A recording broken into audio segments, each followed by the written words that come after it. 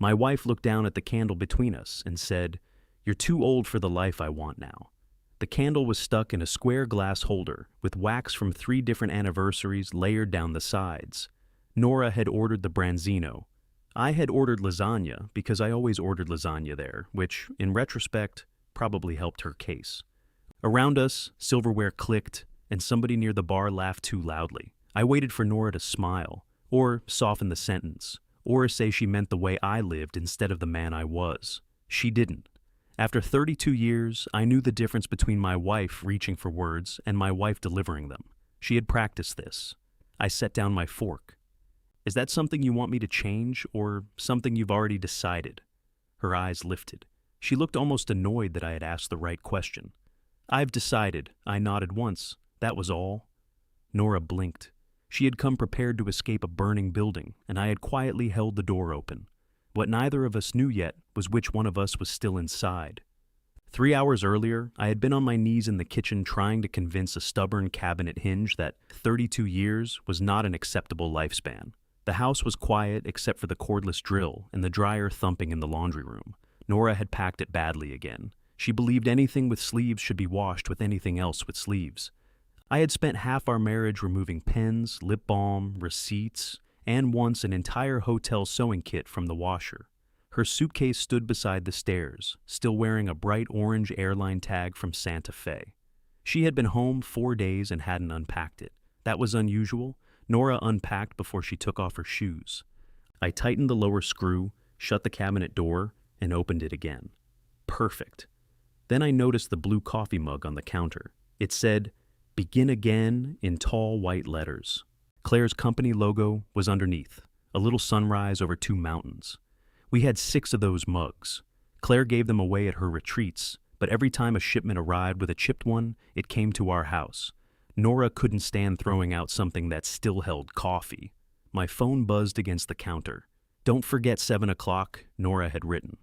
As if I might forget our anniversary dinner at Bellini's, the restaurant where we'd celebrated 10 years, 20 years, and the year the water heater burst while we were out and soaked everything in the hall closet. "Already ironed my tuxedo," I wrote back. 3 dots appeared, disappeared, then came back. "Just wear the blue shirt. That should have told me something." For most of our marriage, Nora picked at least 3 possible shirts, held them against my chest, rejected 2, then complained that I needed help choosing clothes. The blue shirt had become shorthand for occasions when she didn't want to spend energy on me. I was still looking at the message when Ben called. "Dad, quick question." Ben's quick questions usually began with a measurement and ended with me in his garage. How quick? "Do you remember the dimensions of that shelving unit we built in the utility room?" "We didn't build it. I built it." "You held a level and told me about a podcast." "I provided morale." "You provided a chair with a person in it." He laughed. I heard traffic behind him and the soft clicking of his turn signal. Ben used a turn signal even in empty parking lots. He was 34 and had inherited all my caution without any of my faith in it. "I'm trying to make one for Adrian's records," he said. "He says the plastic crates make our apartment look like a college radio station." "They do. You haven't seen them. I've seen Adrian." That got another laugh. Then Ben asked, "You guys doing the anniversary thing tonight?" 7 o'clock. 32 years. "That's what your mother tells me."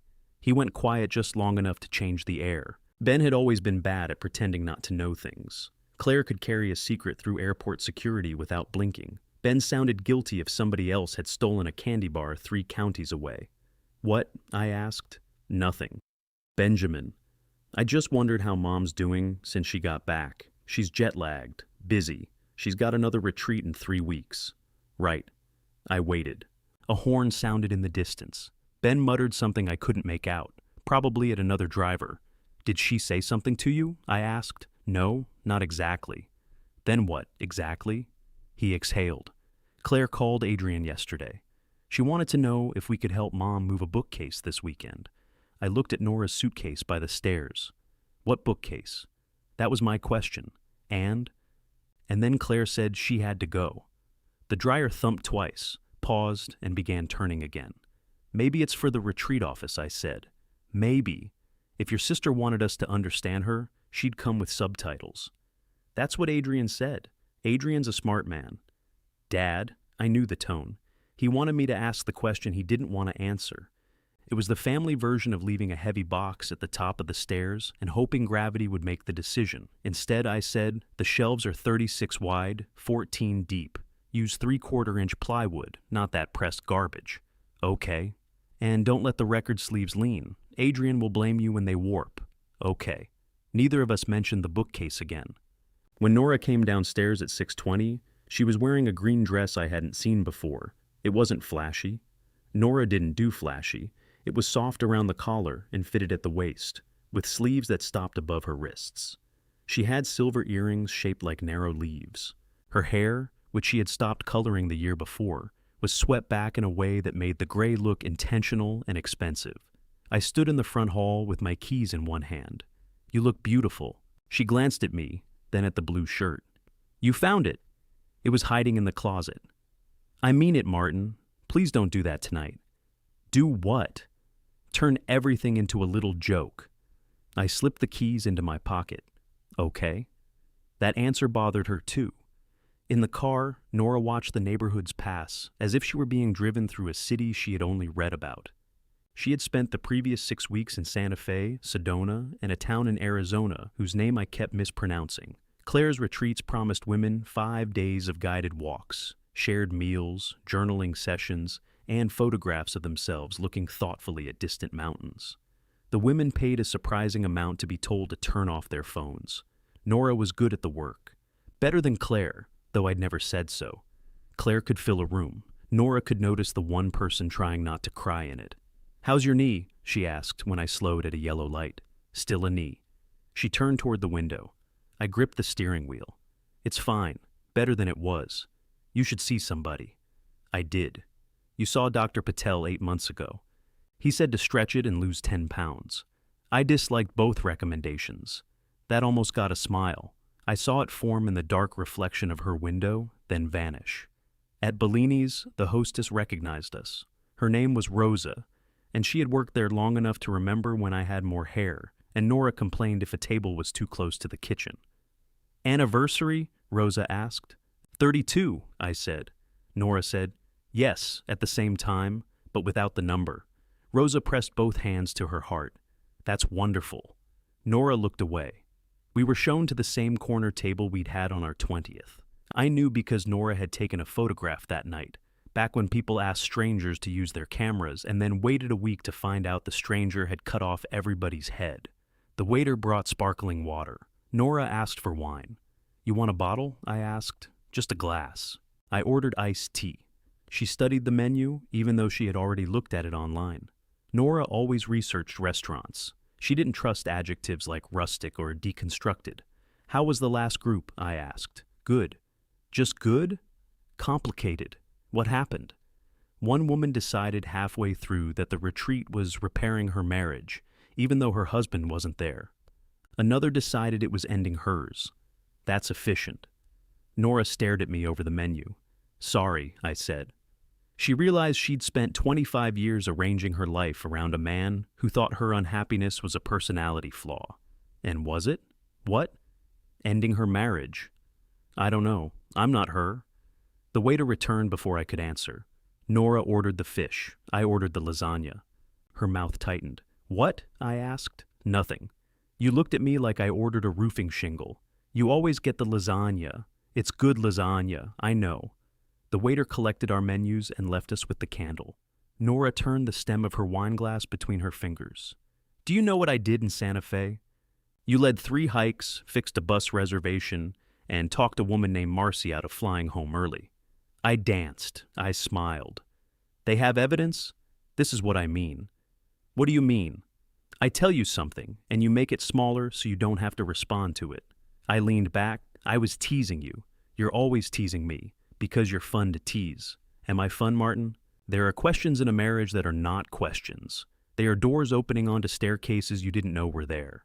Yes, I said carefully. When? What do you mean, when? When am I fun? I could have named things. The way she sang harmony to radio commercials. The paper crowns she made from takeout menus on Ben's 30th birthday. The night our furnace died, and she wore my winter coat to bed, and announced that intimacy had become a survival strategy. But with Nora watching me, Every answer sounded like something from an anniversary card bought on the drive over. "You used to dance in the kitchen," I said. She sat back as if I had confirmed something. "Used to. You could do it tomorrow." "With you?" I looked at my knee under the table. That was all it took. Dinner arrived, but Nora barely touched the fish. I ate 2 bites of lasagna and tasted neither one. At the table beside us, a man was explaining mortgage rates to a woman who had stopped listening. Nora folded her napkin, unfolded it, then aligned its corners. "I rented an apartment," she said. "The bookcase." I set down my fork. "Where?" "Downtown, on Mercer. For the retreats?" "For me." A waiter passed carrying a cake with sparklers. Everyone near the bar clapped. Nora waited until the noise faded. "I can't keep coming home and feeling like I'm putting myself back in storage," she said. "I want to travel. I want to say yes before I've calculated the parking, the weather, and how my joints will feel afterward. I want music. I want people who are still curious. I'm curious about how things work, not about how they could change." The sentence landed because it wasn't entirely wrong. "How long have you had the apartment?" "I get the keys Saturday." That wasn't my question. She looked down at the candle. Then she told me I was too old for her new life. After I asked whether she had already decided, and she said she had, the waiter returned to ask if everything was satisfactory. Nora gave him a bright, automatic smile. "It's wonderful." I nearly laughed. Not because it was funny, because after 32 years, even the end of our marriage had manners. I paid the check. Nora did not offer to split it, and I was strangely grateful. That would have been unbearable. On the drive home, she kept both hands in her lap. At a red light, I noticed she was twisting her wedding ring, but she didn't remove it. When we pulled into the driveway, the porch light came on automatically. I had installed the sensor after Nora tripped on the step one winter. She got out before I could come around to open her door. Inside, she picked up the orange-tagged suitcase. "I packed some things already," she said. "I'll stay with Claire until Saturday." Of course Claire knew. Nora waited at the open front door. Her face changed then. For 1 second she looked less like a woman beginning her life than someone standing at the edge of a decision and hoping I would drag her backward. I could have argued. I could have reminded her who sat beside her when her mother forgot her name, who drove through a snowstorm to reach Claire after her first engagement ended, who learned to make Nora's father's stuffing because she cried the first Thanksgiving without it. I could have made 32 years into a case and presented the evidence. Instead, I carried her suitcase to Claire's car. Nora opened the passenger door, then looked back at me. "That's it?" I rested my hand on the suitcase handle. "You said you'd decided. I thought you'd have something to say." "I do," I told her. "I just don't think you're ready to hear it." Claire started the engine. I went inside before they pulled away, shut the front door, and stood beneath the hall light, listening to a dryer that had stopped thumping an hour ago. I opened the dryer because there was nothing else to do. The clothes inside were warm and tangled. 2 of my shirts, Nora's black pants, a handful of towels, and 1 red sock that belonged to neither of us. I folded everything on the kitchen table. I put Nora's clothes in a neat stack on the chair where she usually left her purse. Her side of the closet was still full. Her toothbrush was still in the bathroom. A paperback lay face down on her nightstand, open to page 184, as if she expected to resume her life from that exact sentence. At 11:14, she texted, "At Claire's, I'm safe." I typed, "I know," deleted it, typed, "Good," deleted that too. Finally, I sent a thumbs up, an ugly yellow hand floating by itself in the message window. 32 years of marriage reduced to the symbol I used when Ben told me he'd picked up furnace filters. Nora didn't answer. I slept badly and woke early. At 6:15, I walked into the kitchen and made 2 cups of coffee. I stood there looking at them until both were finished dripping. "You're an idiot," I told the extra cup. The coffee maker offered no defense. I poured Nora's down the sink, rinsed the mug, then took it back out and filled it again. Habit was apparently stronger than humiliation. At 7, the doorbell rang. Ben stood on the porch holding a paper bag and 2 coffees. I looked at the cup in my hand. "We're over-prepared. I brought breakfast. You brought guilt. Also breakfast." He stepped inside before I invited him, which was how I knew he was worried. Ben had once waited on our porch in freezing rain because he wasn't sure whether Nora had heard him knock. The paper bag contained 2 bacon and egg sandwiches from the diner near his apartment. Mine had hot sauce, which meant Adrian had ordered it. Ben thought black pepper was confrontational. "Where's Adrian?" I asked. "He said you might not want an audience. He's wiser than both of us." I told him that. He said to get it in writing. Ben sat at the kitchen table. His gaze went immediately to Nora's folded clothes. "She came home last night?" he asked. "No." "Oh. It's laundry, Ben, not a hostage signal." He unwrapped his sandwich but didn't eat. I sat across from him. "How long did you know?" His fingers stopped on the paper. "Dad, not what?" "How long?" Claire called Adrian Tuesday. Our anniversary had been Wednesday. Did she say Nora was leaving? She said Mom had rented a place and that we should be supportive. Adrian told her that supportive people usually get informed by the person they're supporting. That sounds like him. "I was going to call you." "You did. I was going to tell you. But then I distracted you with plywood." He looked miserable enough that I regretted the joke. "Your mother should have told me," I said. "Not you. I still should have said something. Then she'd be angry at you, Claire would be angry at you, and I'd know one day earlier. One day matters, not after 32 years. Ben looked at me in a way I couldn't read. "What did she say?" he asked. I took a bite of the sandwich. The egg was still hot. "She wants a different life." "That's it? That's the useful part. And you just let her go?" The question scraped. She wasn't asking permission. "I know. I just mean, did you fight for her?" I put down the sandwich. She had a packed suitcase and an apartment. "Right? You think I should have thrown myself across Claire's hood?" "No. Slashed a tire?" "Dad, I could have faked chest pain. That's traditional." He rubbed his forehead. "This is what Mom means when she says she can't have a serious conversation with you." The room went still. Ben looked as if he wanted to catch the sentence and pull it back into his mouth. "I'm sorry," he said. "No, you're not wrong. I didn't mean it like that. How did you mean it?" He stared at his sandwich. The doorbell rang again. This time, it was Nora and Claire. Nora wore jeans, a white shirt, and the expression she used at hospital admissions desks. Calm, courteous, prepared to repeat herself until somebody gave her what she wanted. Claire stood half a step in front of her. Claire had Nora's eyes and my unfortunate habit of scanning a room for what needed fixing. At 31, she could enter a hotel lobby and identify the slow employee, the crooked lampshade, and the best place for a photograph before the revolving door stopped moving. She saw Ben at the table. "What are you doing here, having breakfast?" Claire looked at me. "Did you call him?" "He called me." "I came over," Ben said. "People do that." "Not now, Ben." He leaned back. "Good morning to you, too." Nora stepped between them without moving. She had a way of saying someone's name that could rearrange a room. "Claire." Claire inhaled through her nose. "We're just here to get some clothes." "Then get some clothes," I said. Nora glanced toward the table. "You folded my laundry. It was in the dryer." "You didn't have to." "I was afraid it would escape." Claire shut her eyes briefly. I looked at Ben. Apparently, I'm still doing it. He gave me a small, unwilling smile. Nora headed upstairs. Claire started after her, then turned back to me.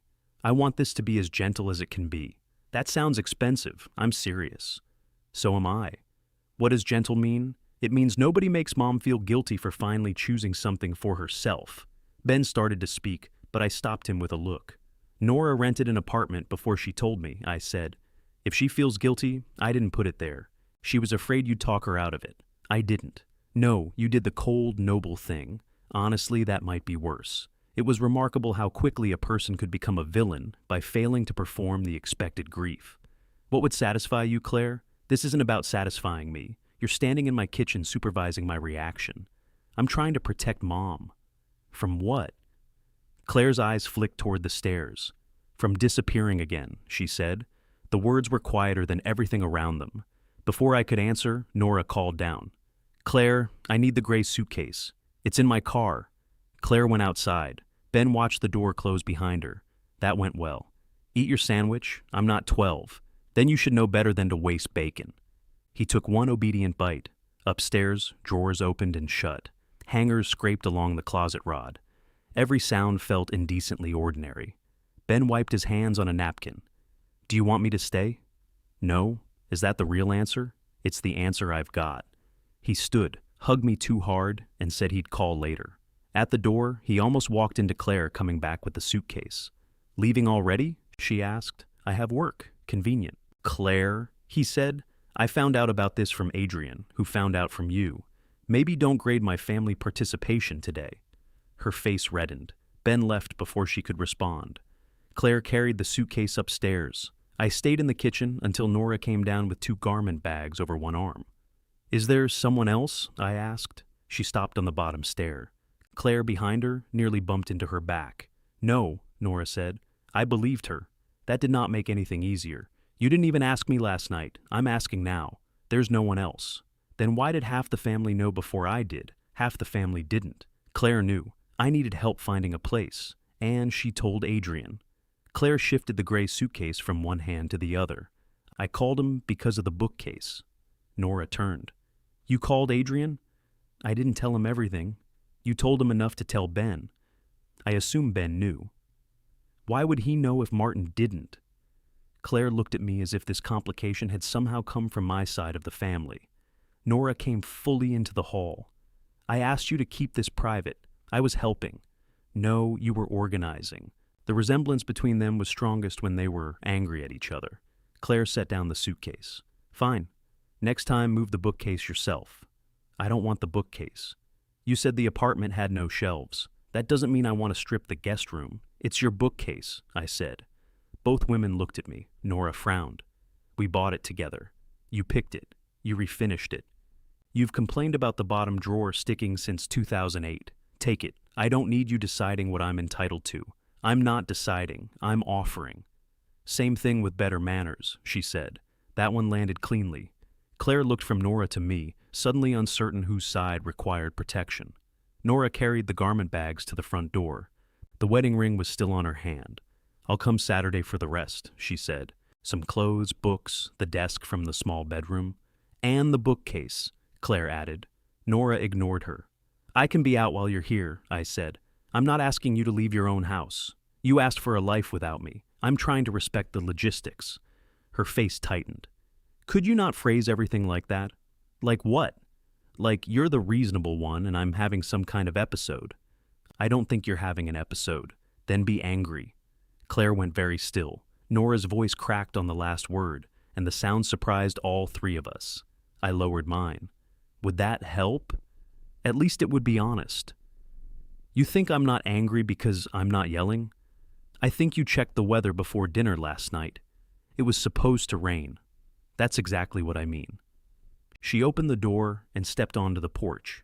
Claire picked up the suitcase, but I took it from her. "I can carry it," she said. "I know." I put it in the back of her car beside 3 collapsed display stands and a box of Begin Again journals. One corner of the box had split. Claire had reinforced it with blue painter's tape. When I came back, Nora was standing at the kitchen counter touching the stack of folded clothes. She lifted the black pants and held them against herself. "I forgot I put these in, I know." She gathered the clothes, the stack shifted, and I reached to steady it. Our hands touched. Nora pulled hers back so quickly that one of the towels fell to the floor. Neither of us moved for it. "I'm not trying to erase what we had," she said. "No? No? What do you call leaving on our anniversary?" Her mouth opened, then closed. There it was. Not guilt exactly. Recognition. "I chose the date because I knew we'd have dinner," she said. "I knew we'd be somewhere neutral." "Bellini's was neutral?" "I thought it would help us remember we used to be good. We were good Wednesday morning. That's not what I meant." "I know." She picked up the towel and added it to the stack. At the door, she paused. "The apartment is furnished. I'm not taking much." It sounded like reassurance. It sounded worse than almost anything else she had said. After they drove away, I found Claire's coffee on the porch rail, untouched and going cold. Saturday morning, all 3 of them arrived, Nora, Claire, and Adrian, who stepped through the door carrying furniture pads and an apology in his eyes. He hugged me. "I'm sorry," he said quietly. "For what?" "For knowing. At least you ordered the right sandwich. That was the least I could do." We moved the desk first, then 6 boxes of clothes, 4 boxes of books, 2 lamps, Nora's sewing machine, and the framed print that had hung above our bed since 1999. She left the wedding photograph on the dresser. When we reached the guest room, the bookcase stood empty. I had packed every book and labeled the boxes by shelf. Nora ran her hand over the faded strip of carpet where the bottom edge had rested. "You did all this?" "It needed doing." Claire gave Nora a look that said exactly what she had accused me of. See? He doesn't care. Nora didn't look convinced. Adrian and I carried the bookcase downstairs. At the front door, it caught against the frame. Angle left, I said. I am left, Adrian grunted. Your other left. I knew marrying into this family would become manual labor. It was the first time anyone laughed all morning. Even Nora smiled. Then we got the bookcase through the door, and the smile went with it. Adrian and I carried the bookcase down the front walk, while Claire stood beside the rented van, giving directions no one needed. Watch the rose bush. We see the rose bush, I said. The right corner is drifting. It's furniture, Claire, not a cargo ship. Adrian made a choking sound behind the bookcase. Are you laughing? Claire asked. He's lifting, I said. It sounds similar at his age. Adrian was 36. We slid the bookcase into the van and wrapped it with 2 gray pads. Nora stood on the porch holding the frame print from our bedroom, a watercolor of the Chesapeake in winter. We'd bought it at a street fair because we couldn't afford the oil painting beside it. For years, Nora told people we chose it because the empty shoreline felt peaceful.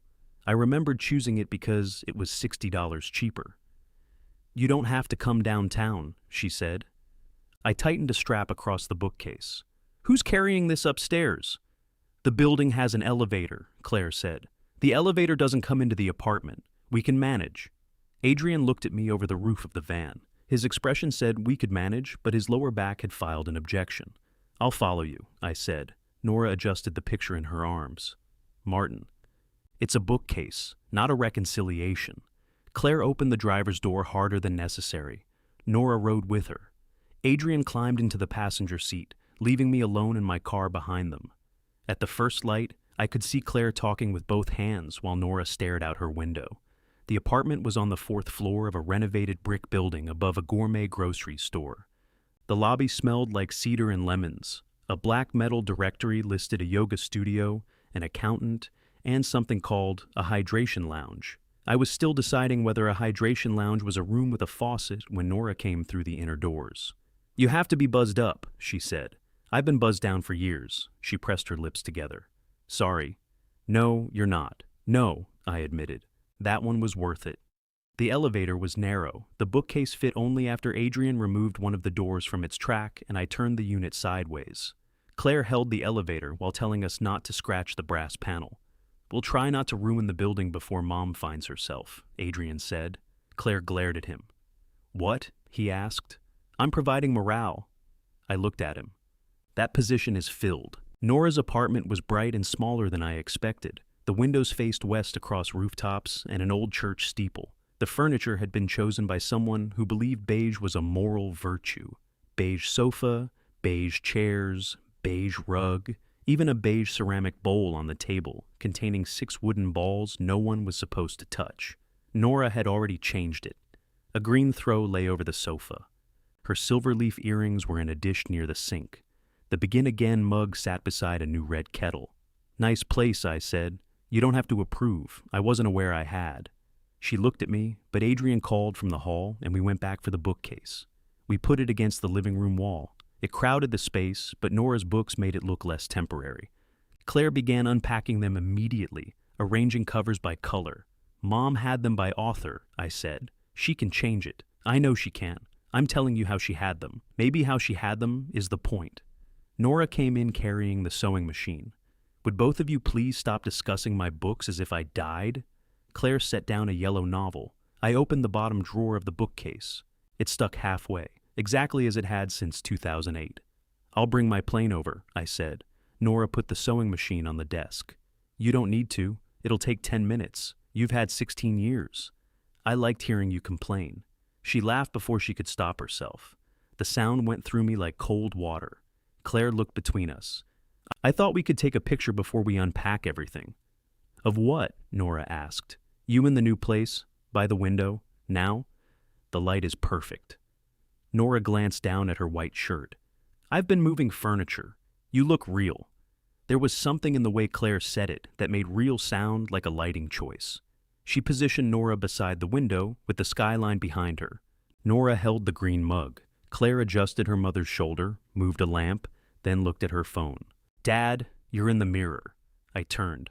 A round mirror over the beige sofa reflected half my body and all of my blue work gloves. Where do you want me?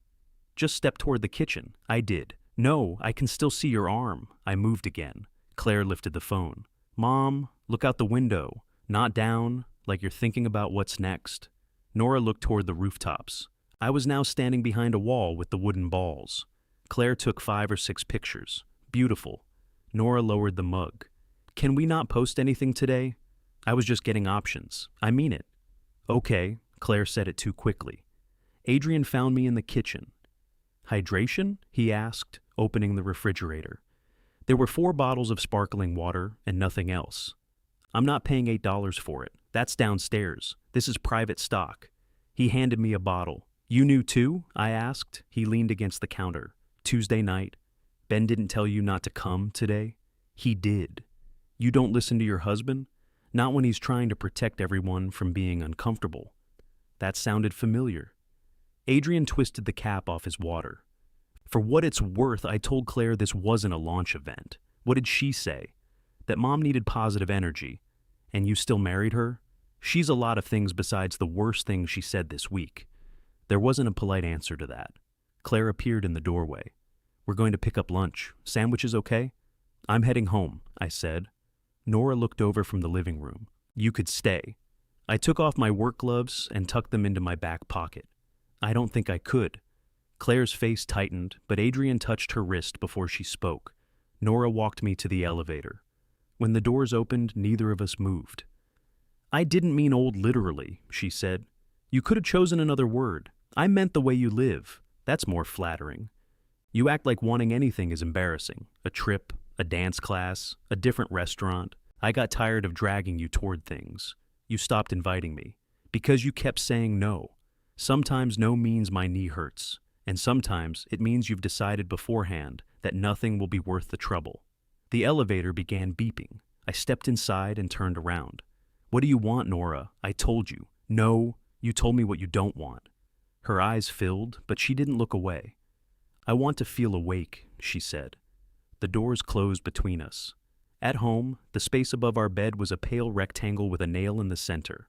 The wedding photograph still sat on Nora's dresser, angled slightly toward her empty side. I took it downstairs and put it face up on the dining table. Then I moved it to the sideboard. Then I put it in the hall closet behind the vacuum cleaner. 5 minutes later, I took it back out. I finally left it on the table because indecision deserved a place to sit too. My phone rang. Lydia Mercer, not related despite the name, had lived across the street from us for 17 years before moving to Florida. She called Nora twice a week and me every time her smoke detector chirped. Martin, she said, is something happening? Something is always happening, Lydia. Don't be difficult. Claire put a photograph online. I closed my eyes. What photograph? Nora in some apartment with a coffee cup. It says new address, new chapter, new courage. There's a long paragraph. She asked Claire not to post it. Well, Claire did. What does the paragraph say? I'm not reading it to you. Then why did you call? To hear it from you. I looked at the wedding photograph on the table. Nora moved out. Lydia was quiet. Did she leave you? She asked. She would say she left the life. I didn't ask what she would say. Yes. Oh, Martin, please don't do that. Do what? Put your funeral voice on. I don't have a funeral voice. You absolutely do. You used it when my grill broke. That grill was dangerous. We sat in silence across 1,200 miles. Finally, Lydia said, Do you want me to call her? No, I'm going to call her. Then don't pretend you're asking me. That's fair. After we hung up, I found Claire's post. The photograph was good. Nora stood at the apartment window, gray hair bright in the afternoon light, green mug in both hands. She looked hopeful and frightened and younger than she had at dinner. The caption never mentioned me by name. It described courage as the willingness to leave familiar rooms, familiar expectations, and versions of yourself built for other people's comfort. Nearly 200 people had liked it. Women from the retreats had written things like, You're glowing, and this is just the beginning. One person wrote, Proud of you for choosing joy. I enlarged the picture. A narrow strip of the mirror was visible behind Nora. Claire had cropped me out, but she had missed the blue tip of one work glove. I turned off my phone. The first delivery arrived Monday morning at 8:30. 6 boxes of retreat journals, each heavy enough to qualify as a character-building exercise. The driver stacked them inside the front hall while I signed. The label still had our address and Nora's name. At 9:12, Claire texted, "Hey, journals may have gone to your place. Could you bring them to the office today? We're assembling welcome kits tonight. I read it twice." Then Nora called. "Did the journals come? They're in the hall." Claire forgot to update the shipping account. I gathered that. I can pick them up later. She wants me to bring them to the office. A pause. "You don't have to." She seems to think I do. I said, "I'll get them." "When?" "I have a planning call at 10, then a fitting, then Claire and I are meeting the caterer." I looked at the boxes blocking the closet. "I'll bring them. You really don't have to. I can't get to my shoes." The retreat office occupied 2 rooms in a converted warehouse near the river. By the time I carried the 6th box upstairs, my knee was throbbing. Claire was at a long table tying green ribbons around canvas bags. She glanced at the boxes. "Perfect. Thank you." Nora came out of the back room, wearing the green dress from our anniversary dinner. A woman with a tape measure followed her, pins held between her lips. Nora stopped when she saw me. "You wore that to Bellini's," I said. "It's for the photographs." Of course it was. Claire pointed toward 3 collapsed display stands against the wall. "Since you're here, could you look at those? The hinges keep slipping." I looked at the stands, then at the journals, then at Nora. The new life had a place for me, after all. It was exactly the same place as before. I looked at the display stands long enough to recognize the problem. The hinges were cheap, the screws were too short, and someone had tried to compensate with silver duct tape. "No," I said. Claire kept tying ribbon. "No, what?" "No, I can't look at them." "You're looking at them now. Then I'm finished." The woman with the tape measure removed the pins from her mouth and found a reason to examine the hem of Nora's dress. Claire set down the canvas bag. "Dad, it'll take you 10 minutes. I'm sure you can find 10. "I don't know how to fix them. Neither did I until I learned. You already know." "True." Nora stepped off the low-fitting platform. He said, "No, Claire." I heard him. "I'm trying to understand why." I rubbed my knee. "Because they're your display stands. That explains ownership. It doesn't explain why you're being like this." "Like what?" "Petty." The word echoed off the warehouse walls. Nora said, "Claire, stop." "No, seriously." He drove the journals over, but tightening 3 hinges is where he draws the moral boundary. The seamstress gathered her tape and pins. "I can come back." "You don't have to," Nora said. "I think I do." She disappeared into the back room, carrying the wisdom of a woman who charged by the hour and wanted to survive the appointment. I looked at Claire. "The screws are too short. Replace them with 1/2-inch machine screws, use locking nuts, and put a washer on each side." She folded her arms. "So, you will help." "No. I told you what to buy." "Dad, you knew your mother was leaving before I did. You had time to find an apartment, rent a van, call Adrian, and write a paragraph about courage. You can find a hardware store." Nora closed her eyes. Claire's face went white, then red. "You read the post. Lydia called to offer condolences. It wasn't about you, that was clear. It was about Mom. Without asking Mom. I took it down." "You took it down?" Nora asked. Claire turned to her. "This morning. I told you not to post it. I got excited for you. No, you got content." The word hit harder coming from Nora. Claire reached for another ribbon, pulled too much from the spool, and had to wind it back around her hand. "You both want someone to blame," she said. "Fine. Make it me." "No one said that," Nora replied. "You didn't have to." She walked into the back room and shut the door. Nora stood in the middle of the office wearing the dress she had used to leave me. The green fabric was pinned at one hip. She looked elegant, exhausted, and furious with at least 2 people. "I'm sorry," she said. "For which part?" "Don't. I'm asking. For the journals. For Claire. For the post. Not for the stands." She almost smiled. "Those are hideous. They're badly made. You say that like it's a character flaw. Poor joinery usually is." The smile appeared, then disappeared. Nora stepped closer and lowered her voice. "You could have just said you were busy. I'm not. Then you wanted to make a point." "Yes." My answer surprised her. I had surprised myself. "What point?" That leaving me doesn't keep my services. Her face tightened. I didn't leave because of your services. I know. You left the services at the house. That's unfair. 6 boxes of journals were delivered to my front hall this morning, by mistake, and I brought them here. Then Claire handed me the next mistake. I told her to stop. After she asked, "What do you want me to do, Martin? Police every conversation she has with you? I want you to update the shipping address." The seamstress cracked open the back door, saw us, and closed it again. Nora folded her arms. "I'll do it today. And the things in my workshop need to go." "What things?" "The welcome bags, the folding signs, 2 boxes of candles, 4 cases of mugs that say, 'You can begin again as long as somebody else has room in his garage.'" She stared at me. I forgot they were there. I didn't. There it was again. The whole marriage reduced to a difference in what each of us had been allowed to forget. "I'll get a storage unit," she said. "Thank you. I can come Thursday. I'll put everything near the garage door." "Fine." Neither of us moved. From behind the closed door came the unmistakable sound of Claire dropping something metal, followed by a word she usually saved for canceled flights. Nora looked toward the noise. "You should go," she told me. It was gentle, which made it worse. I drove home with the windows down even though the air was hot. My knee pulsed every time I used the brake. At a long red light, I caught myself looking at the empty passenger seat.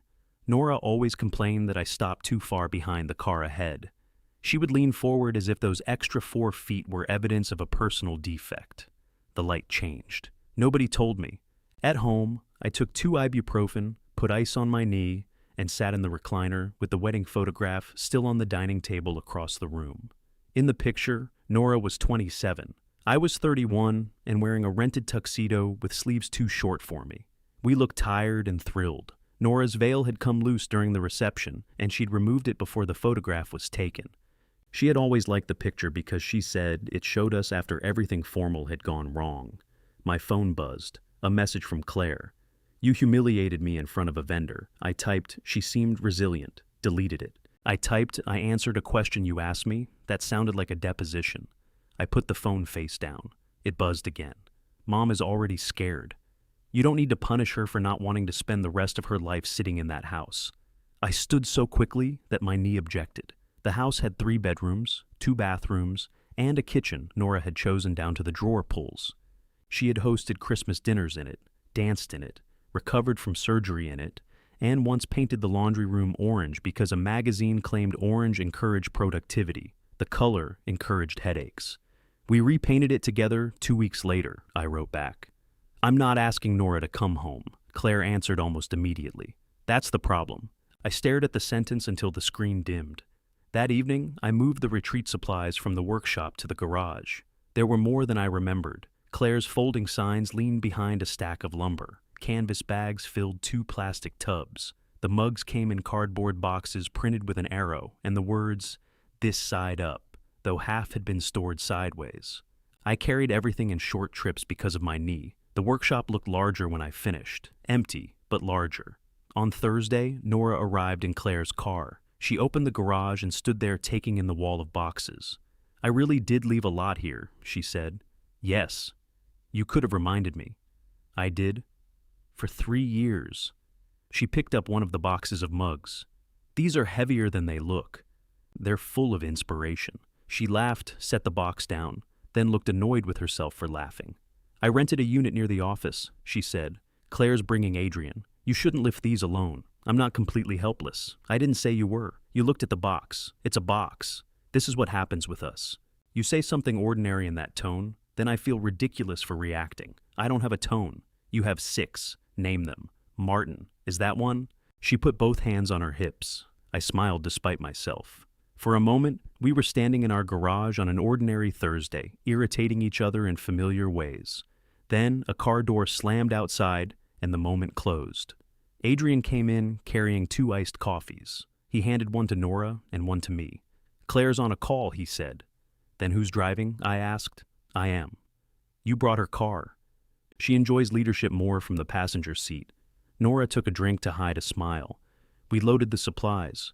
Claire stayed in the car with her phone pressed to her ear, gesturing through the windshield whenever she thought we were stacking something incorrectly. When the last box was gone, Nora looked around the garage. Is there anything else? Not that I know of. She nodded. I'll check the shipping account tonight. Good. Are you still doing Sunday dinner? The question caught me off guard. Every other Sunday, whoever was available came to our house. Sometimes all 6 of us sat around the table. Sometimes it was just Nora, me, and enough food for a church committee. I hadn't thought about it. Claire thinks we should skip it for a while. Claire has many thoughts. She doesn't want Ben to feel like he has to choose. Has anyone asked Ben what he feels? Nora looked toward the driveway. You know how he is. The phrase came easily. It had come easily to both of us for years. Yes, I said. We do. Her eyes narrowed slightly as if she heard something behind the words. I'm not coming Sunday, she said. I assumed. You don't have to make that sound like a verdict. It's a date on a calendar, Nora. That's what our anniversary was. She walked to the car before I could answer. I almost canceled Sunday dinner. I stood in the grocery store with a chicken in my cart and heard Claire's voice telling me not to make Ben choose. I put the chicken back. Then I pictured Ben learning that our family had ended another tradition without bothering to ask him. I returned to the cooler and picked a larger chicken. Ben and Adrian arrived at 5, carrying wine and a loaf of bread. Adrian saw the table set for 4. Are we expecting someone? No. I don't own 3-place settings. Ben looked at the empty 4th chair but said nothing. Dinner was too quiet at first. Adrian complimented the potatoes twice. Ben drank half his wine before touching his chicken. Finally, he said, Claire called me. I'm shocked, I replied. She said you're using dinner to establish sides. I'm using dinner to eat. I told her that. Thank you. She cried. My fork stopped. Adrian looked at Ben. She yelled. Then she cried. She still cried. I put down my fork. Do you want to be somewhere else? Ben frowned. Why would I? Because I don't want you here out of obligation. I'm here because you're my father. It was a simple sentence. It shouldn't have hurt. Claire thinks you're punishing Mom, he continued. What do you think? He glanced at Adrian. Don't ask him, I said. I'm asking you. Ben turned his wine glass by the stem. I think all of us got used to you saying yes. That's not an answer. It is. Just not to the question you asked. Adrian reached for the potatoes. Ben looked at me. When Claire blew up at our engagement dinner because Adrian's parents wanted a different date, you told me to apologize. She was under pressure. I know. You explained her pressure for 40 minutes. I was trying to keep things from getting worse. For who? I opened my mouth. Nothing came out. Ben's voice remained calm. Mine, exactly. You always asked me to be reasonable because I was easier to move, he said. Across the table, the empty chair seemed to take up more room than a person. I looked down at my plate. The chicken was dry. Nora would have said something before anyone else had to. Then I would have blamed the oven, and she would have poured more wine, and the conversation would have moved safely away. This time, there was no one to move it. I shouldn't have done that, I said. Ben watched me carefully, as if he expected the rest of the sentence to arrive and cancel the first. I had one. I could feel it waiting. But your sister was upset. But your mother needed me. But families require compromise. I picked up my wine instead. For once, I let the apology remain where I put it. Ben nodded, but he didn't thank me. That was fair. An apology should not arrive with an invoice. Adrian passed him the potatoes. I'm sorry too, Adrian said. Ben looked at him. For what? I ate all the crispy ones while you two were having a breakthrough. There are more in the kitchen, I said. I know. Ben stared at his husband, then laughed. The tension loosened without disappearing. Adrian was good at that. He never denied the tension. He just opened a window in it. We finished dinner slowly. Ben told me about a cabinet he was building for Adrian's records, using the dimensions I had given him. He had ignored my warning about pressed wood, and now wanted sympathy. You bought it because it was cheaper, I said. It was on sale. Garbage frequently is. It says furniture grade. It lied. Adrian pointed his fork at me. This is the most alive he's looked all night. It's an important subject. After dessert, Ben helped me wash dishes while Adrian packed leftovers into containers. You don't have to do that, I told Ben. He handed me a wet plate. Careful. What? You're about to ask me to leave, so I don't feel obligated to help. I was being polite. You hide a lot in politeness. I'm starting to regret this new honesty. I assumed. We worked for a minute in the sound of running water. What did Mom actually say? He asked. I wiped the plate longer than necessary. She wants to travel. She wants more excitement. That's what Claire told me. Then why ask? Because Claire talks like she's writing captions. I set the plate in the cabinet. Ben turned off the water. Dad. I looked toward the dining room. Adrian was humming while he fitted lids to containers. The fourth place setting had been cleared. The wedding photograph sat on the sideboard where I had moved it before dinner. Your mother said I was too old for her new life. Ben's expression changed so fast I wished I could take the sentence back. She said that? Yes. On your anniversary? Yes, what the hell? Lower your voice. Why? Because the neighbors don't need to know. The neighbors probably saw Claire's post. That doesn't mean we provide commentary. Ben grabbed the dish towel and twisted it once around his hands. Did Claire know she was going to say that? I don't know. I'm calling her. No. Dad, she put up a whole inspirational speech while you were carrying Mom's furniture, I noticed, and she cropped you out. Mostly. What does that mean? My glove survived. He did not laugh. Do not call your sister, I said. Why are you protecting her? I'm not. I'm preventing you from picking up my anger and carrying it around for me. That sounds like something you read on a mug. It might be. We had several. Ben leaned against the sink. You can't tell me this and expect me not to feel anything. I don't. Then what am I supposed to do? Feel it. Don't turn it into a job. He looked at me for a long moment. Is that what you do? He asked. What? Feel things without turning them into jobs? Adrian came in carrying 3 containers. I labeled these so Martin doesn't claim he can't tell chicken from potatoes. I can tell. You stored coffee beans in a mayonnaise jar. That was one time. You made coffee with them. The lid was blue. Ben laughed again, but his question remained between us. At the door, Adrian hugged me.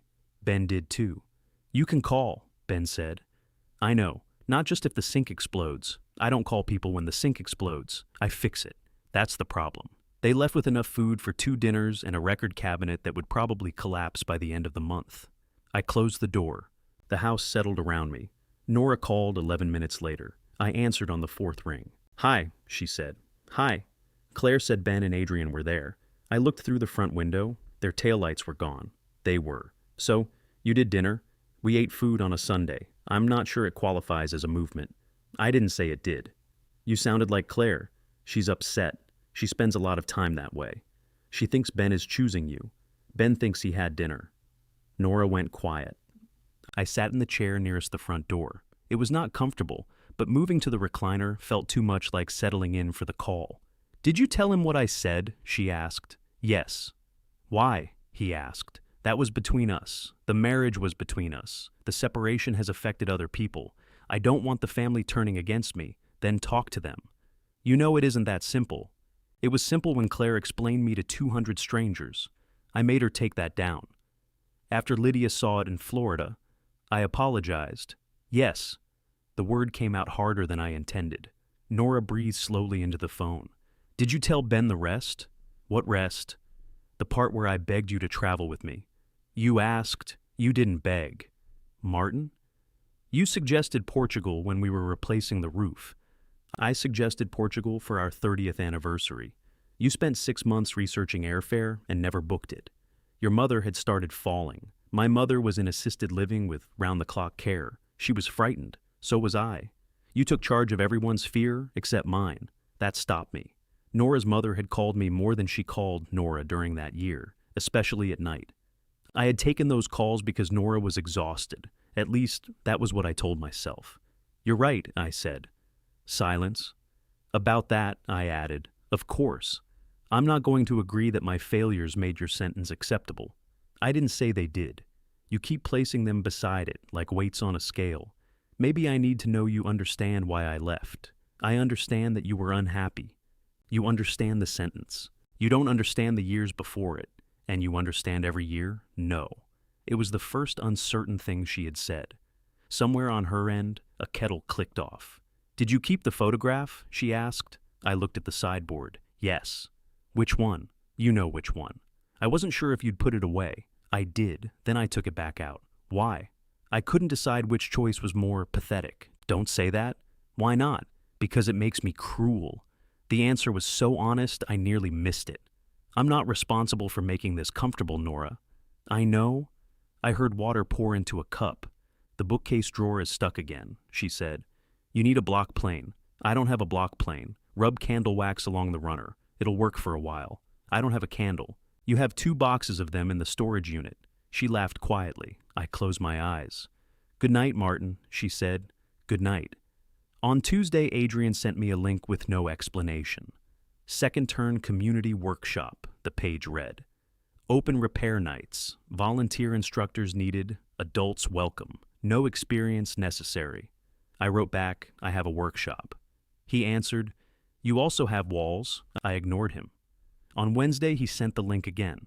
On Thursday, he texted a photograph of Ben's record cabinet leaning 6 degrees to the right. I replied, Pressed wood. He wrote, If only we knew someone who could teach him. I went to Second Turn that evening to prove I did not need to go. The workshop occupied an old plumbing supply store 3 blocks from the river. Its front windows were crowded with repaired chairs, chipped tables, and lamps wearing handwritten tags. Inside, the air smelled like sawdust, coffee, and old varnish. A woman with a pencil pushed through her gray-streaked hair sat behind a counter filling out forms. She wore a black t-shirt that said, Measure once, curse twice. You here to fix or be fixed? She asked. I was told you needed volunteers. By whom? My son-in-law. Does he like you? Usually. That's encouraging. She held out a clipboard. June Alvarez, Martin Hale. How much experience? 40 years. She looked at me over her glasses. Doing what? Fixing things. That answer tells me nothing except that you're a man. I liked her immediately, which annoyed me. Furniture mostly, I said. Cabinets, repairs. I was a facilities supervisor before I retired. How long ago? 11 months. And how's that going? Apparently I'm filling out forms in an old plumbing store. She took back the clipboard. You missed emergency contact. I don't have one. Everyone has one. I have people I could call. That is the definition. I wrote Ben's name and number. June led me through the workshop. 6 adults worked at battered tables beneath bright hanging lights. A man in a suit was sanding the top of a nightstand. 2 women argued cheerfully over upholstery fabric. At the rear bench, a broad man with a shaved head was trying to fit a drawer into a small oak cabinet. It swells, he told June. I sanded both sides, but now it tilts. I took the drawer from him, sighted along the runners, and reached for a chisel. June caught my wrist.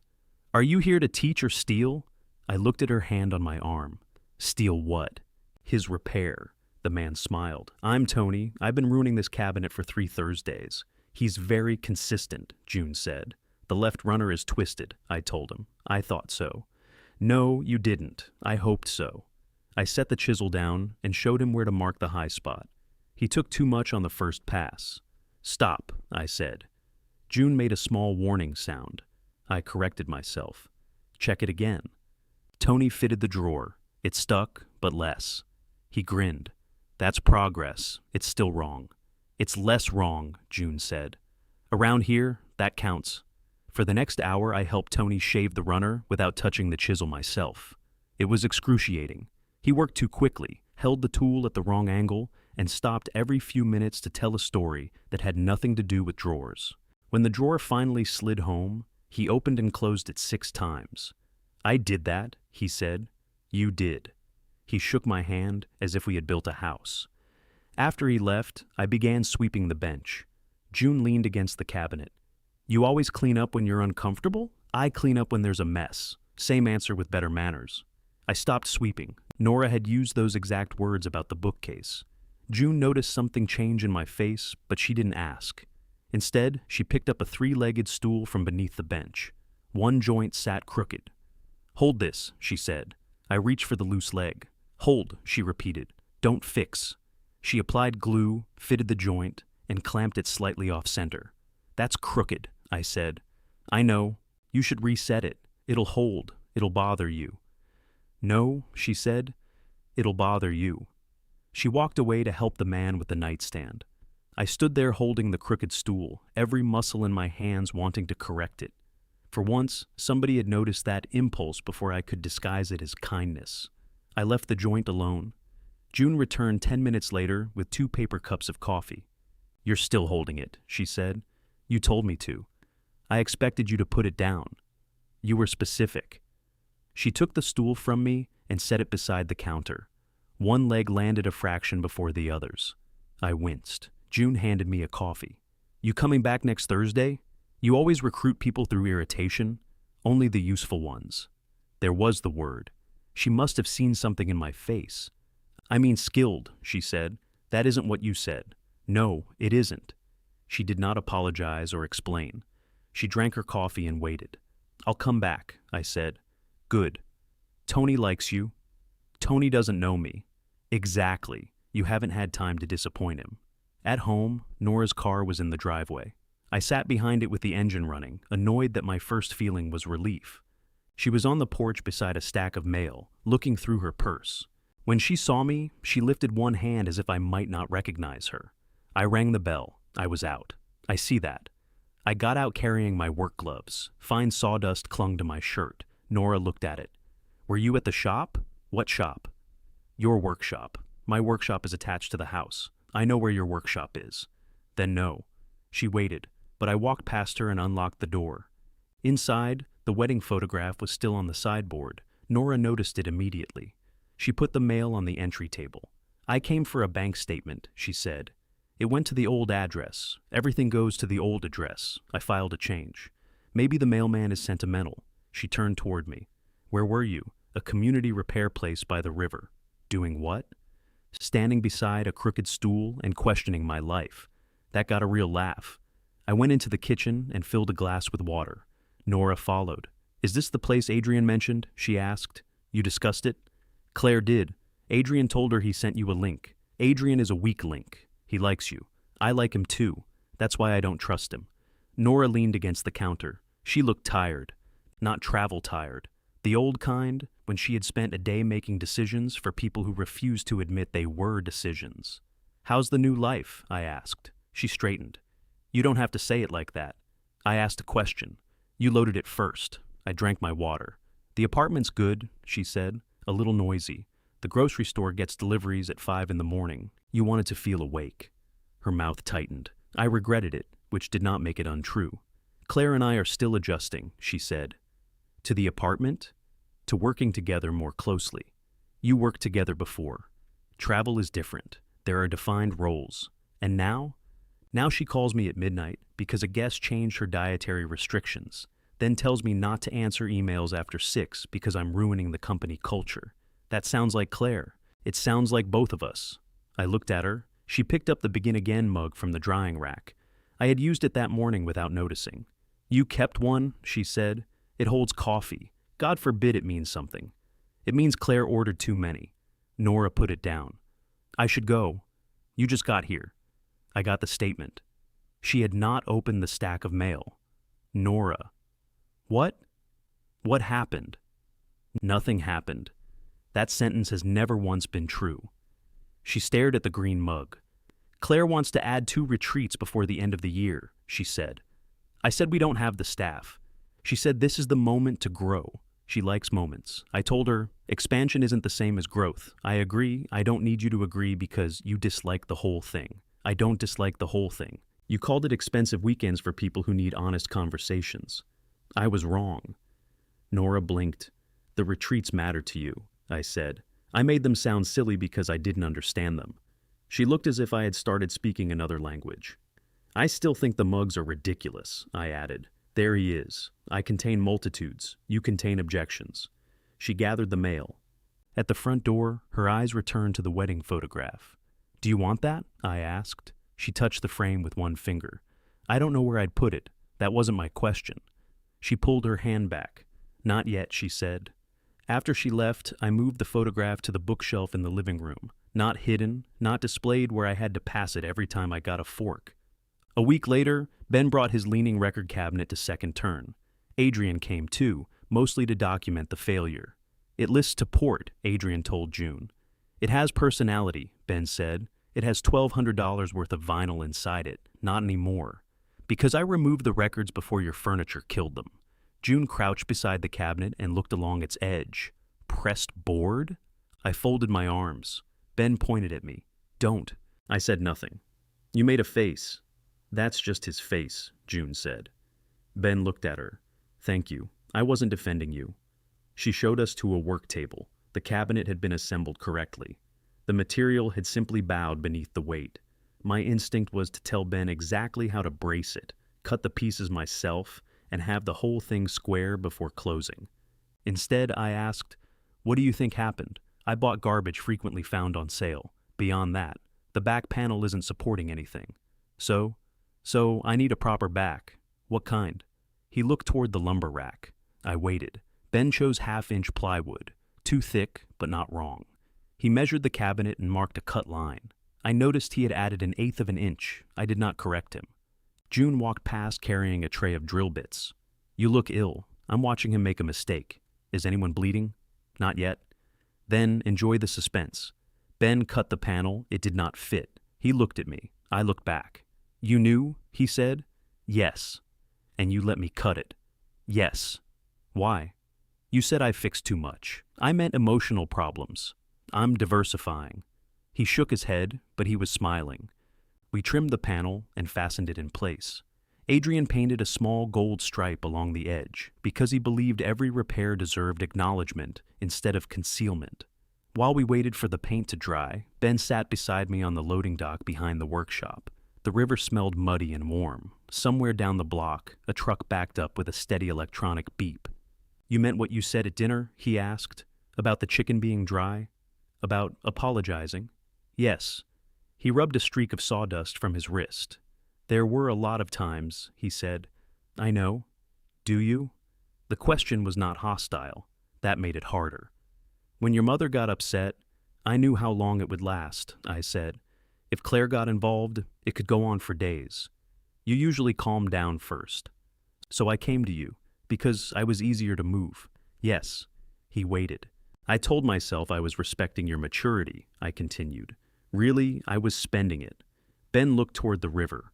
Mom would say something, Claire would defend her, and then you'd explain why I should understand both of them. I remember. You never explained me to them. "No." Adrian appeared in the doorway, saw our faces, and quietly went back inside. "I thought being the calm one meant I was being fair," I said. "A lot of the time, it meant I was standing near the person who got hurt and asking him not to bleed on the carpet." Ben made a sound that might have been a laugh. "That's dramatic for you. I'm spending time with artists. You've been here twice. They work quickly." My phone rang. "Claire." I almost let it go, but Ben saw the name. "You can answer," he said.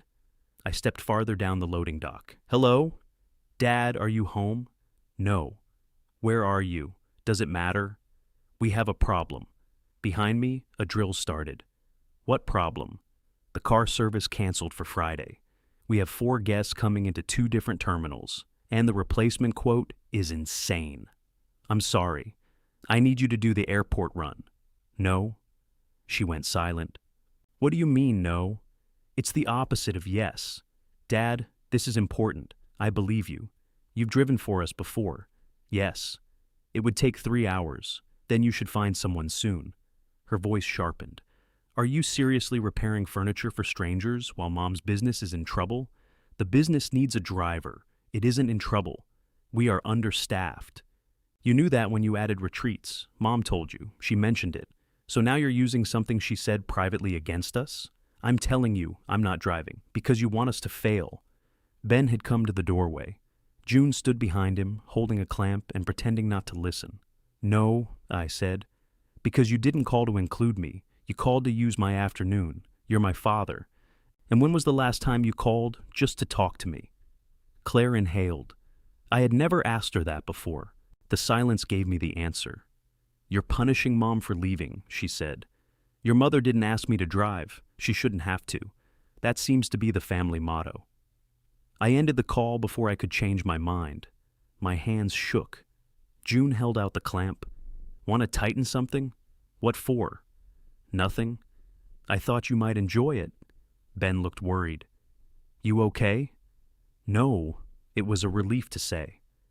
My phone rang again, Nora this time. I let it ring twice, then answered. "I didn't ask Claire to call you," she said. "I know. She told me you refused. I did. I'll pick them up myself. You have the fitting. I'll reschedule it. You don't have to explain. I'm not explaining. I'm telling you we'll handle it." "Good." she was quiet. "I thought you'd be pleased," she said. "That you'll handle your own guests? That I'm not asking you." I looked through the open door at Ben, waiting beside the crooked cabinet we had made less wrong. I said. "I'm just not used to what pleased feels like yet." Nora let out a tired breath. "Neither am I," she said, and hung up. June waited until I put my phone away. "That sounded successful," she said. "Depends on the definition. Did anyone die?" "No." "Did you agree to something you didn't want to do?" "No," then put a star on the calendar. Ben came down the loading dock steps and sat beside me. "Claire's going to call me next. You don't have to answer. She'll keep calling. You still don't have to answer." He gave me a sideways look. "You've become dangerous after 3 nights of supervised woodworking. I'm exploring my potential." Inside, Adrian tapped on the window and pointed to the record cabinet. The gold stripe had dried. We carried it to their car. The cabinet sat square now, stronger than it had been when Ben bought it, though one edge showed where we had trimmed the panel twice. Adrian ran his fingers along the stripe. "I like that you can see the repair." "You're going to cover it with records," Ben said. "I'll know it's there." June leaned against the workshop door. "That's most of marriage from what I've observed." Ben looked at her. "Are you married?" "No, divorced." "I'm observant." She walked back inside. Adrian watched her go. "I like her." "Everybody likes her," I said. "Do you?" "I've known her for 4 hours. That wasn't the question." I helped them secure the cabinet with straps and sent them home with strict instructions not to load it until the glue cured. Ben promised. Adrian promised to prevent Ben from redefining cured. When I got home, there was a voicemail from Claire. She had found another driver, she said. She hoped I was enjoying making my point. I deleted it and heated leftover chicken. Friday morning, I woke before 6 and lay in bed wondering whether Nora had remembered that the Western Terminal had 2 pickup levels. She always went to departures because arrivals backed up near the tunnel. I had taught her that after Claire's flight was delayed, one Thanksgiving, and we circled the airport for 90 minutes. At 6:30, I sent Nora a message. "Use upper level for pickup, less traffic." She replied 3 minutes later. "I know." Then, "Thank you." I put the phone face down and made coffee in the green mug. At 11, the family group chat lit up. Claire had posted a picture of one of the display stands collapsed across a carpeted conference room. Journals lay scattered underneath. The caption read, "Great start." A second message followed. "Good thing someone was too busy to tighten 3 hinges." Ben answered before I could. "He told you which screws to buy." Claire wrote, "Stay out of it." Adrian responded, "Technically, we're all in it now." Then he added a photograph of a cat hiding under a table. No one in the family owned a cat. I typed, "Was anyone hurt?" Claire replied, "That's not the point," I wrote. "It is my first question." Nora appeared in the chat. "No one was hurt. We fixed it. Please stop." Claire answered, "I'm not the one who started this." Nora wrote, "You posted the photo." The little dots appeared beneath Claire's name, vanished, then appeared again. No message came. I carried my coffee into the workshop and spent 20 minutes sorting screws I had already sorted. Nora called just after lunch. Voices moved behind her, women talking over clinking dishes. "We're between sessions," she said. "How are the guests?" "Fine." "The drivers?" "Also fine." "The display stand?" "Leaning against a dumpster." "That seems wise." She lowered her voice. "Claire didn't buy locking nuts." "I know." "She bought what the hardware clerk gave her." I wrote it down. "I know." We were both quiet. "Thank you for the airport tip," she said. "You said you knew?" I did. Then I forgot. "Were you late?" "Only for the fitting." They worked around me. There was a sharp sound on her end, a door closing. "Where are you?" I asked. "Supply closet. Very glamorous. This is where the extra napkins live." And apparently, management. She laughed once, then stopped. "What happened?" I asked. "Nothing." Nora. "Claire's under pressure." I leaned against my workbench. That phrase has cost this family years. She thinks I undermined her in front of the guests. Did you? I told them we were changing the afternoon schedule because everyone was tired. Claire wanted to keep the photography walk. Were they tired? They could barely stay awake over lunch. Then why is she upset? Because the photography package is part of what they paid for. Did you ask the guests? Yes. And 5 of 7 wanted the free afternoon. Sounds settled. It wasn't the decision. It was how I made it. I waited. Nora sighed. She said I let fear make me small, and if I couldn't keep up, I shouldn't stand in the way of people who could. The words sat between us. I could have said it. I could have picked up her sentence from Bellini's and handed it back. Nora seemed to hear me not saying it. Go ahead, she whispered. I don't want to. You must. I don't. Why not? Because knowing how it feels is enough. Someone knocked on the supply closet door. Nora? Claire called through it. We need the consent cards. I'm coming, Nora said.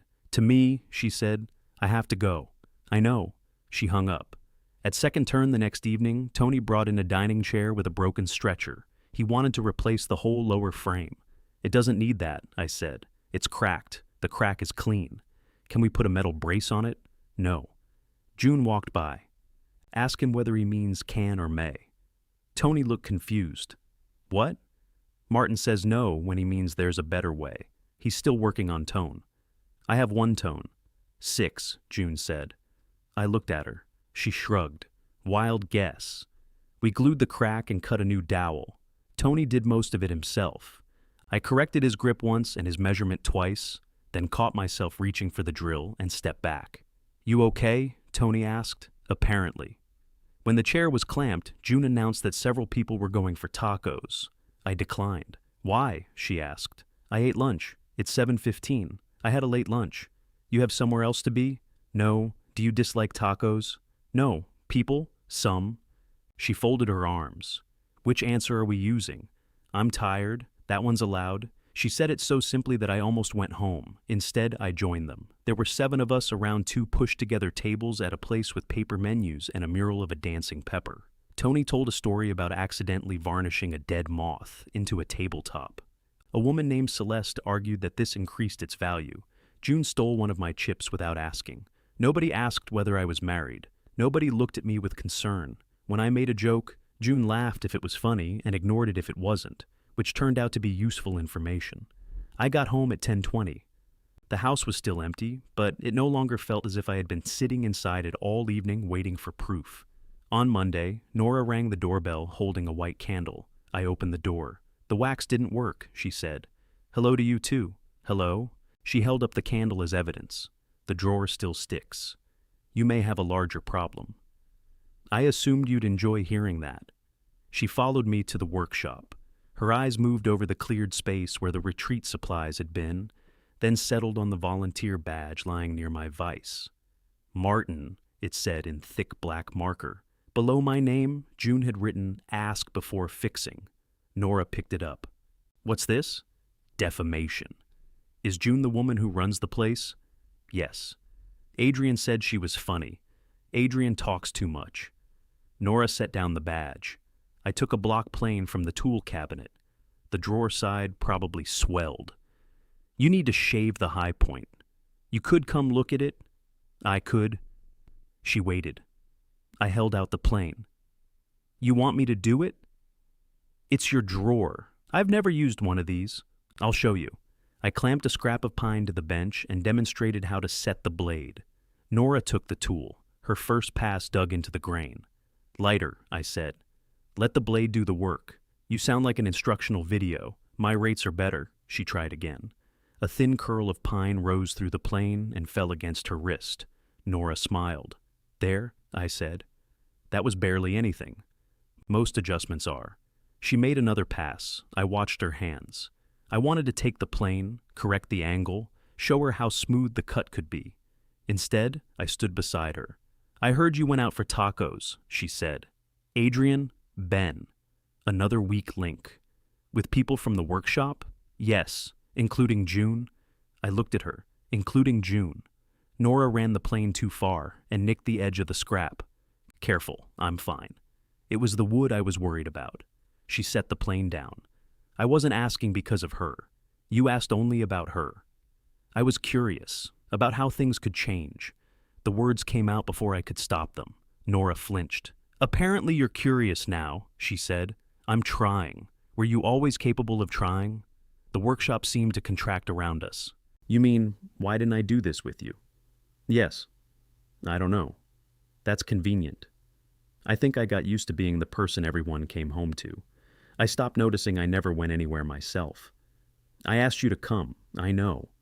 And now a stranger writes something on a name tag, and suddenly you're eating tacos at 10 o'clock. She didn't make me go. No, you chose. There was more pain than anger in her voice. I looked at the wood shavings on the bench. Maybe it was easier to choose somewhere nobody already knew what I was supposed to be, I said. Nora picked up the block plane. That almost makes sense. Almost. I'm still angry. So am I. She nodded. At the workshop door, she paused. Claire apologized, she said. For what? For telling me I couldn't keep up. Then she asked me to cover tomorrow's planning call because she has a massage. I laughed. Nora did too, though hers ended in a tired breath. Don't fix the whole drawer at once, I said. Take a little, test it, then take more. She looked down at the plane in her hands. Is that woodworking advice? For now. She left with the tool and the white candle. I watched her car pull away, then looked at the scrap of pine she had practiced on. 2 clean curls lay beside one rough gouge. I resisted the urge to sand it smooth. The block plane came back Sunday, wrapped in one of Nora's kitchen towels. She handed it to me in Ben and Adrian's entryway before saying hello. The drawer closes, she said. Smoothly? It closes. That wasn't my question. It closes if you lift the left side a little. You took too much off the runner. I followed your instructions. You interpreted my instructions. That's how instructions work. She had a small cut across one knuckle and sawdust caught in the cuff of her sweater. I wanted to take her hand and look at the cut. Instead, I accepted the plane. Did you enjoy it? I asked. No. You're lying. A little. Ben called from the dining room. Are you two fighting or flirting? Neither, we said together. Adrian appeared behind him. That answered nothing. It was the first time all 6 of us had been in one room since Nora left. Ben had invited us with separate messages that used the exact same wording.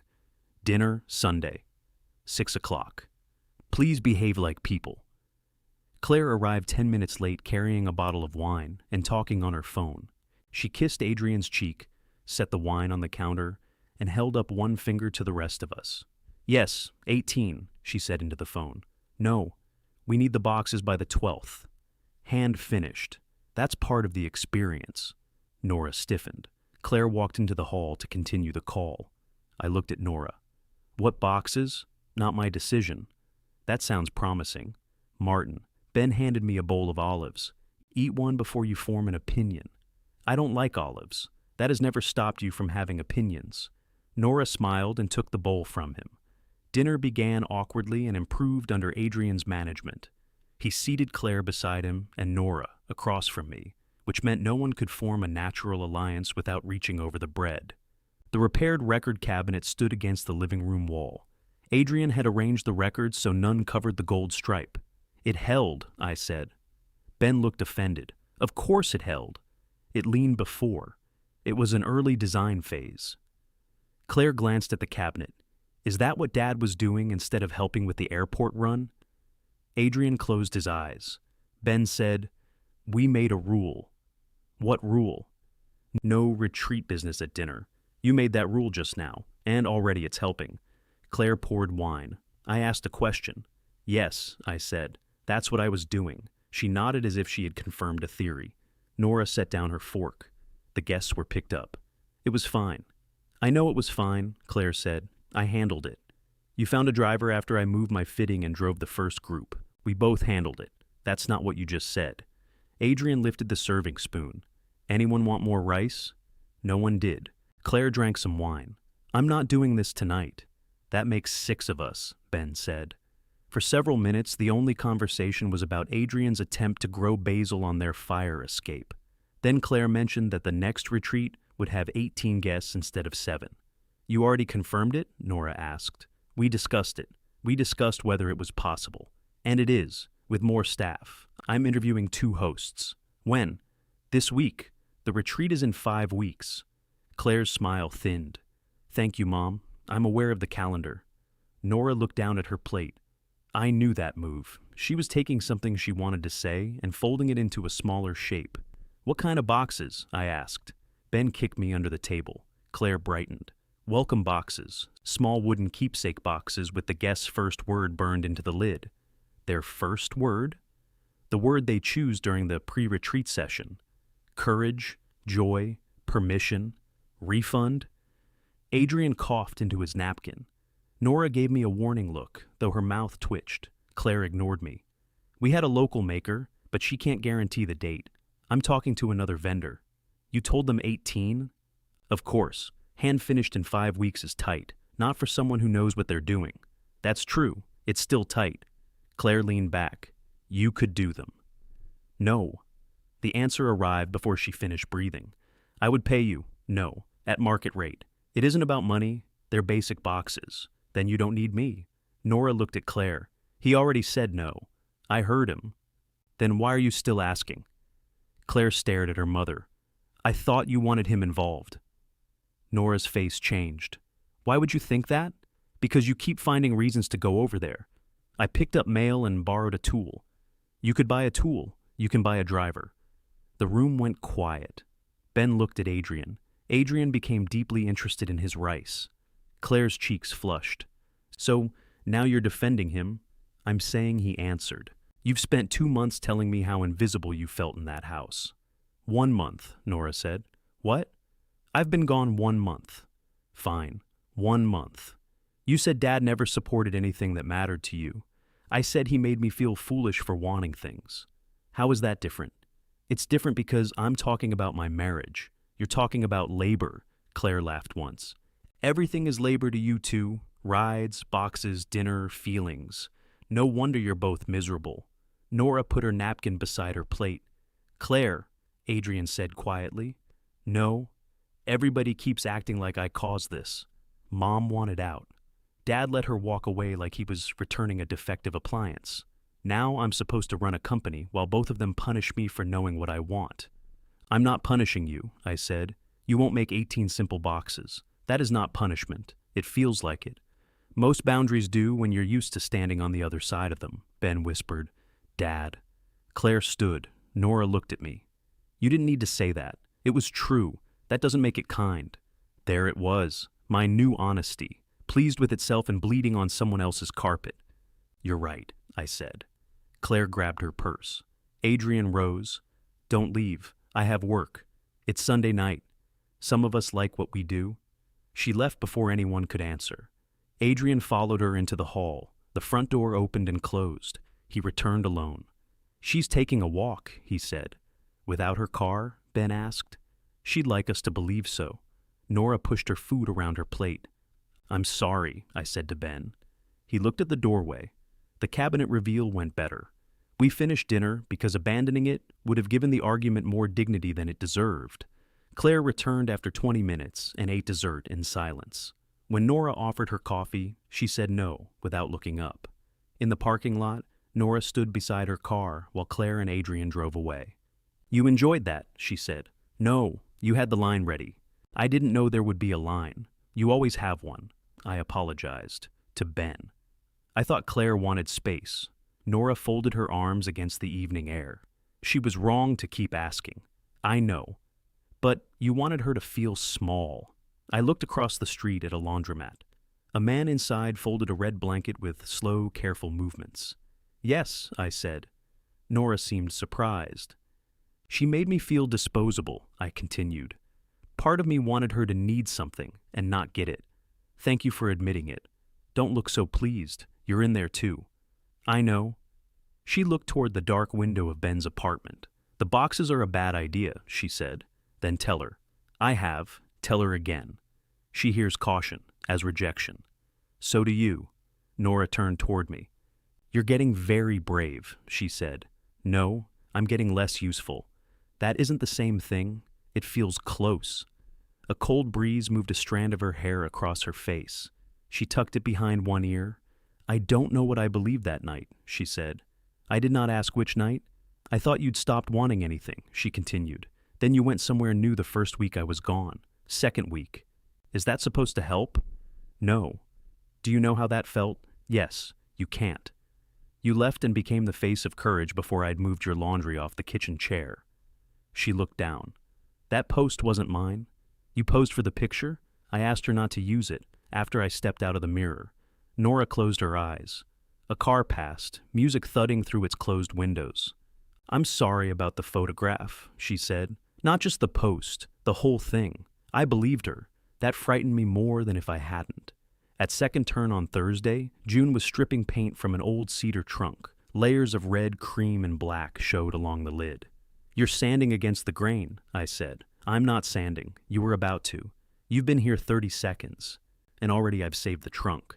She handed me a scraper. Make yourself useful. I hesitated. June noticed. Skilled. Make yourself skilled. I took the scraper. We worked on opposite sides of the trunk. She told me it had held stage props for a small theater company where she worked for 27 years. You were an actor? I asked. She looked offended. Stage manager. Actors arrive with feelings. I arrived with tape. Why'd you retire? My niece filed a grievance, the theater changed owners, and I was tired of solving emergencies created by people who called themselves spontaneous. That sounds familiar. To my knees, to the emergencies. She glanced at me. Your family? My daughter runs travel retreats and creates emergencies? She calls them experiences. June kept scraping. Do you miss being called? Yes. That answer came too fast. She waited for me to correct it. I don't miss being expected, I said. I miss knowing where I fit. That's more expensive. My phone buzzed on the work table. Claire had sent an email with box dimensions, wood specifications, and the words paid project in the subject line. June leaned over far enough to read my face, not the screen. You going to answer? I already did. Then why did she ask again? Because no sound's temporary in my family. June returned to the trunk. I deleted the email without opening the attachment. That night, Nora called. Claire found a vendor for the boxes, she said. Good. They want twice what she budgeted. That sounds like a business decision. She put the deposit down. You don't agree? No. But you're going along? Silence. Then Nora said, She told me if I can't believe in the company, I should step aside. I sat on the edge of my bed. What did you say? I told her, belief isn't the same as obedience. I smiled despite myself. How did that go? She asked if I'd been talking to you. And? I said yes. The words settled somewhere deep. Not secret, not apology, just truth. She hated that, Nora said. I imagine. I didn't. Neither of us spoke for a while. Then she told me the drawer closed smoothly now. I told her I was glad. For once, that was all she had called to say. The vendor backed out 9 days before the retreat. Nora told me on a Tuesday morning while I was replacing the weather stripping on the back door. She returned the deposit, Nora said. That was decent. She said her laser cutter broke and the replacement part is delayed. That's less decent. She can still make them if we push the retreat back. You can't push 18 plane reservations. I'm aware. I pressed the rubber strip into the bottom corner of the frame. Claire is going to call you, Nora said. I'm aware. I told her not to. I stopped working. You did? She asked if you could make the boxes. I said you'd already answered. Thank you. She thinks you'll change your mind because it's an emergency now. It's a late order. Emergencies have smoke. Nora was quiet. What? I asked. You always say that. Because people misuse the word. I know. I used to hate it. Used to? I'm reconsidering. The doorbell rang. Nora heard it through the phone. Is that her? I looked through the glass. Claire stood on the porch beside 2 sheets of birch plywood leaning against the railing. Yes. Oh, God. She brought lumber. I'm coming over. You don't have to. Yes, Nora said. I do. Claire rang the bell again. I opened the door. She pointed at the plywood. Before you say no, listen. You left that on painted wood. What? The bottom edge. It'll collect moisture from the porch. She closed her eyes. Can we please not begin with lumber criticism? It's birch veneer. I know what it is. Then treat it better. I carried the sheets into the hall because leaving them outside would have bothered me through the entire conversation. Claire followed with a paper shopping bag. On the dining table, she arranged a small unfinished box, a printout with dimensions, and 3 sample stains. I found a flat pack design, she said. No hinges, sliding lid. We can burn the words with the tool at the office. We, you, me, Mom, Adrian, Ben. I'll hire 2 temporary people to sand. You've assigned the whole family. I'm asking. You bought lumber. It was the last decent birch in stock. I picked up the sample box. The corners were held by finger joints cut on a computer-controlled router. It was clean, efficient work. This isn't flat pack, I said. The website said it was. The pieces fit flat before assembly. That doesn't mean you can cut them with a table saw. You have a router, not one that cuts joints like this. Second turn might. No, you didn't even ask. I don't own their equipment. You volunteer there. That does not make it my private factory. Claire opened a folder on her phone. There are simpler plans. How many boxes? 18 plus 4 extras. You said 18 at dinner. We need backups. And 9 days. 8 working days. Every day is a working day if you ignore people. She flinched. I set down the box. Even with simple joints, you have cutting, assembly, sanding, staining, drying, lettering, and packing. It's possible if several experienced people work long hours. Great, I'm not doing it. Her mouth opened. You just said it was possible. I also said it requires several experienced people. You're one. Yes, you're retired. The words were not cruel. That almost made them worse. My time, in Claire's mind, was a room with the furniture removed. Empty and available. I have plans, I said. For what? It doesn't matter. It matters if you're choosing it over helping your daughter. I'm not choosing one thing over another. I'm declining your project. It's not a project. It's my business. That distinction matters to you, not my calendar. Claire pushed both hands into her hair. Do you know what happens if we show up with cheap gift bags after advertising personalized keepsake boxes? Did you advertise the boxes? It's in the welcome material. You sold something before you had it. I had a vendor, you had a quote. I had a contract, and now you have a refund. She stared at me. You really want me to fail? No, you do.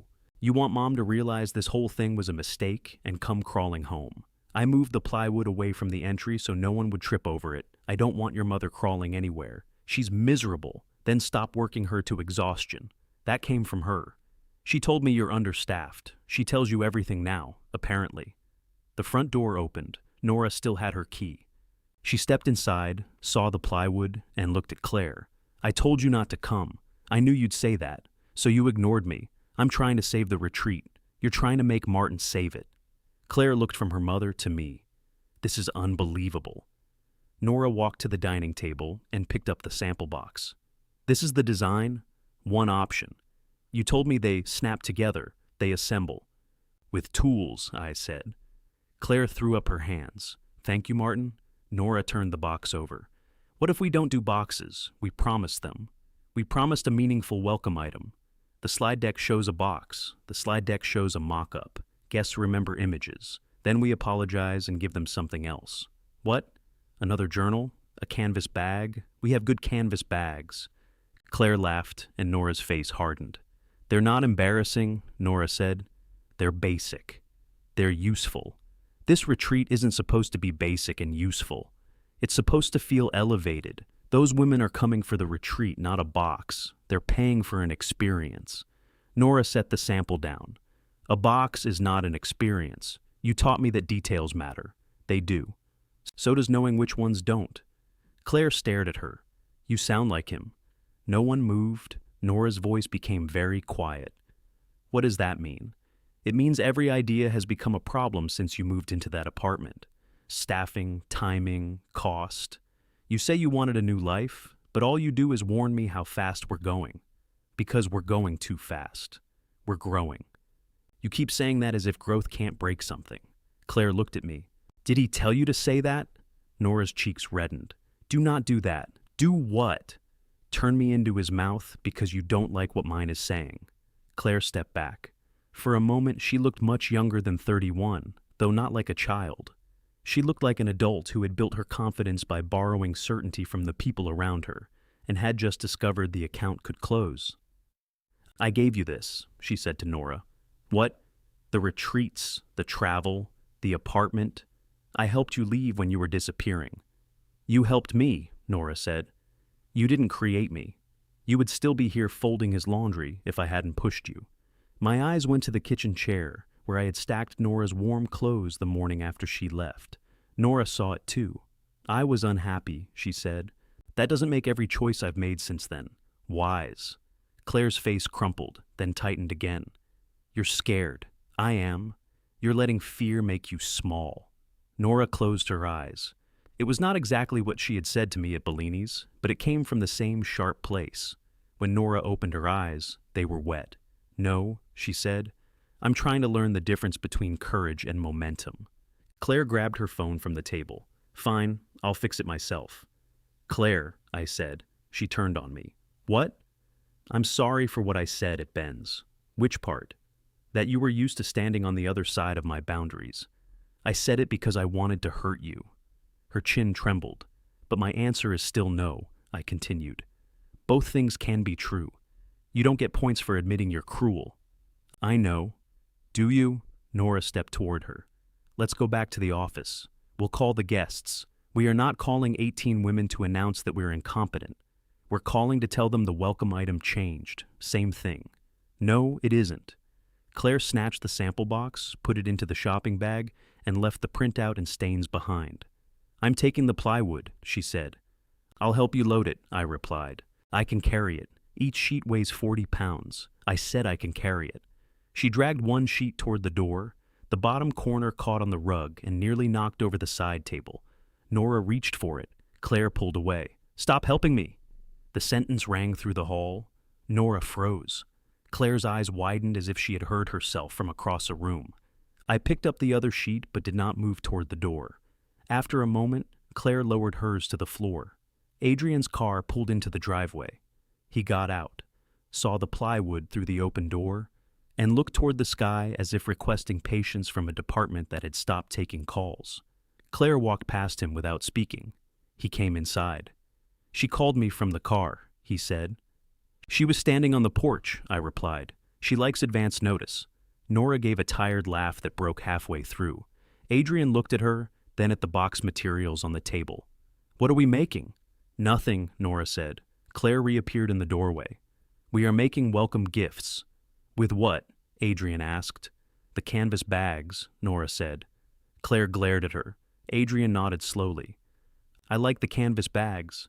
You don't have to take sides, Claire snapped. I'm married. Apparently I do. She looked close to crying again. Adrian's expression softened. Come on. Let's load the wood and return it. It was final sale. Then we'll build a very expensive shelf. Despite everything, Claire made a small sound that might have been a laugh. They carried the plywood out together. Nora remained beside the table. You could have made the boxes, she said after they drove away. Yes. Would it really have been that difficult? No. Then why didn't you? I looked at the 3 stain samples Claire had left behind. Because if I rescue every promise she makes with my time, she'll keep promising my time. Nora touched the darkest stain with one fingertip. I did that too, she said. Yes. I thought your time belonged to us. It did for a long time. And now? The question held more than calendars. Now it belongs to me, I said. She nodded, but her eyes filled. I wanted to take the sentence back. Not because it was wrong, because freedom sounds beautiful until someone you love hears the door close inside it. Are you leaving the company? I asked. I don't know. Do you want to? I don't know who I am in it anymore. I leaned against the table. For 32 years, I would have answered that question for her. I would have listed her strengths, proposed a new role, drawn boundaries on a legal pad, and called it support. This time, I said, that sounds lonely. Nora looked at me. It is, she said. I did not fix it. I stayed. Nora stayed until the light in the kitchen turned gold. We drank coffee at the table with Claire's stain samples between us. Neither of us moved them. The darkest square was called New Chestnut. The lightest was Barely Birch, which sounded less like a color than a medical concern. What will you put in the bags? I asked. I thought you weren't going to fix it. I'm making conversation. You sound suspiciously interested. I contain multitudes. She smiled into her cup. We have the journals, a small bottle of local honey, tea, the itinerary, and the shawls, she said. The shawls were supposed to go inside the boxes. Fold them differently. Nora raised an eyebrow. That was conversation too. Of course. She pulled one of the stain cards toward her and turned it over.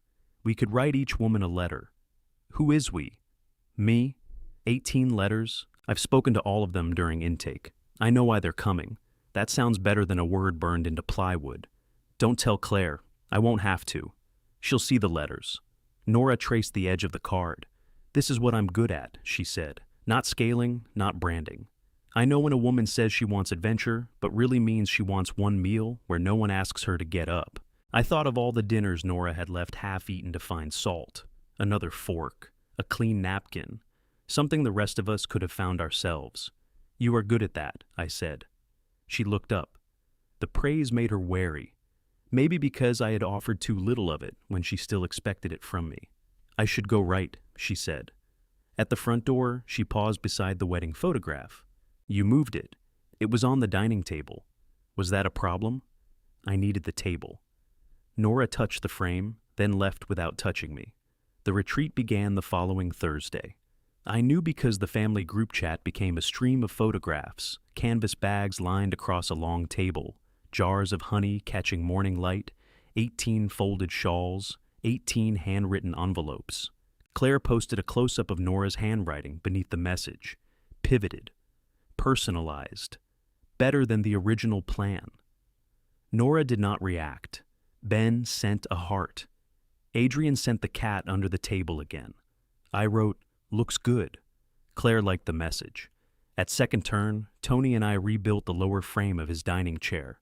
He had brought donuts, Celeste had brought coffee, and June had brought a clipboard containing enough tasks to occupy a small prison population. You're on intake tonight, she told me. I teach repairs. You interrogate repairs. I don't know the paperwork. It asks for a name, phone number, and what's broken. What if they describe it incorrectly? They will survive. I spent 2 hours talking to people before they reached the benches. A man brought a lamp he had tried to rewire with speaker cable. A woman carried in a jewelry box whose lock had rusted shut.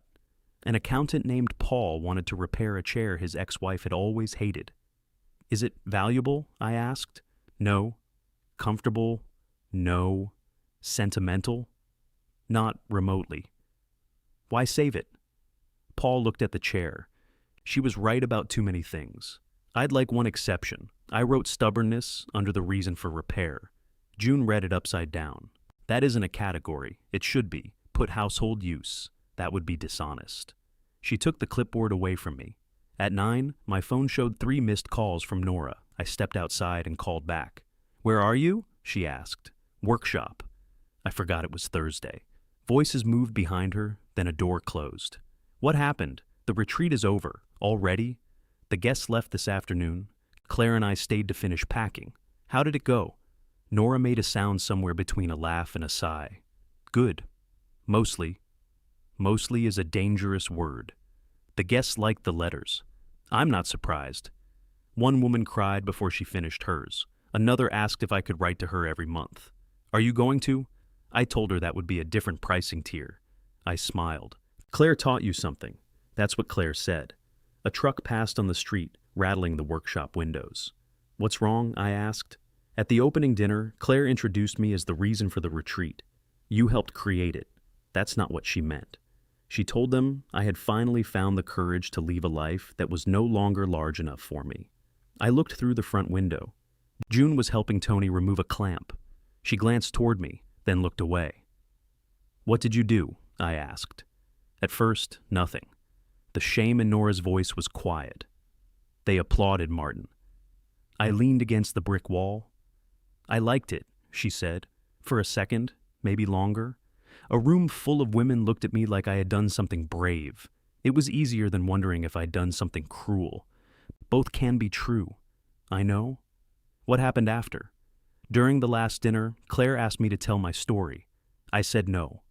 She pushed. I said our marriage wasn't retreat content. Good. One of the guests had seen the photograph before Claire took it down. She asked whether you knew I was using the separation in the program. Were you? No. Nora, not intentionally. I said nothing. She said my letter to her talked about leaving familiar rooms, Nora continued. I didn't realize how it sounded when I wrote it. Did Claire? Yes. The answer came too quickly. I asked her afterward. She said the story made the letters coherent with the brand. I rubbed my forehead. I told her I'm stepping back, Nora said. From the next retreat, from all of it, for now. How did she take that? She said I used her company to build a new identity and abandoned her as soon as it became uncomfortable. That's not entirely false. I know. You can be right and still owe her an apology. I know that too. She sounded angry, but not at me. Why did you call? I asked. The question was necessary. It still felt unkind. Nora was silent for so long, I thought the call had dropped. I wanted to tell you before Claire did, she said. I'm trying to stop making my choices through other people. Okay, is that all? No, I'm glad you stopped her. I didn't stop her at the beginning. You stopped eventually. Is that enough? I don't know. The workshop door opened. June stepped out carrying her cedar trunk. I need your hands, she told me. Nora heard. Is that June? Yes. June looked at my phone. Tell whoever it is, I mean his literal hands. This thing weighs 80 pounds. Nora says hello. June's expression shifted almost imperceptibly. Hello, Nora? I heard Nora breathe in. Do you need to go? She asked. Yes, of course. Nora. It's fine, it clearly isn't. It isn't your job to make it fine. She had learned the sentence too well. Good night, Martin. She ended the call. June and I carried the trunk to her truck. The stripped cedar showed scars, nail holes, and dark marks where metal corners had once been. You took off the black paint, I said. It wasn't original. You left the gouges. They are. We set the trunk into the bed. June closed the tailgate. Wife? Yes. Current? Technically? Complicated? That word is too cheerful. She nodded.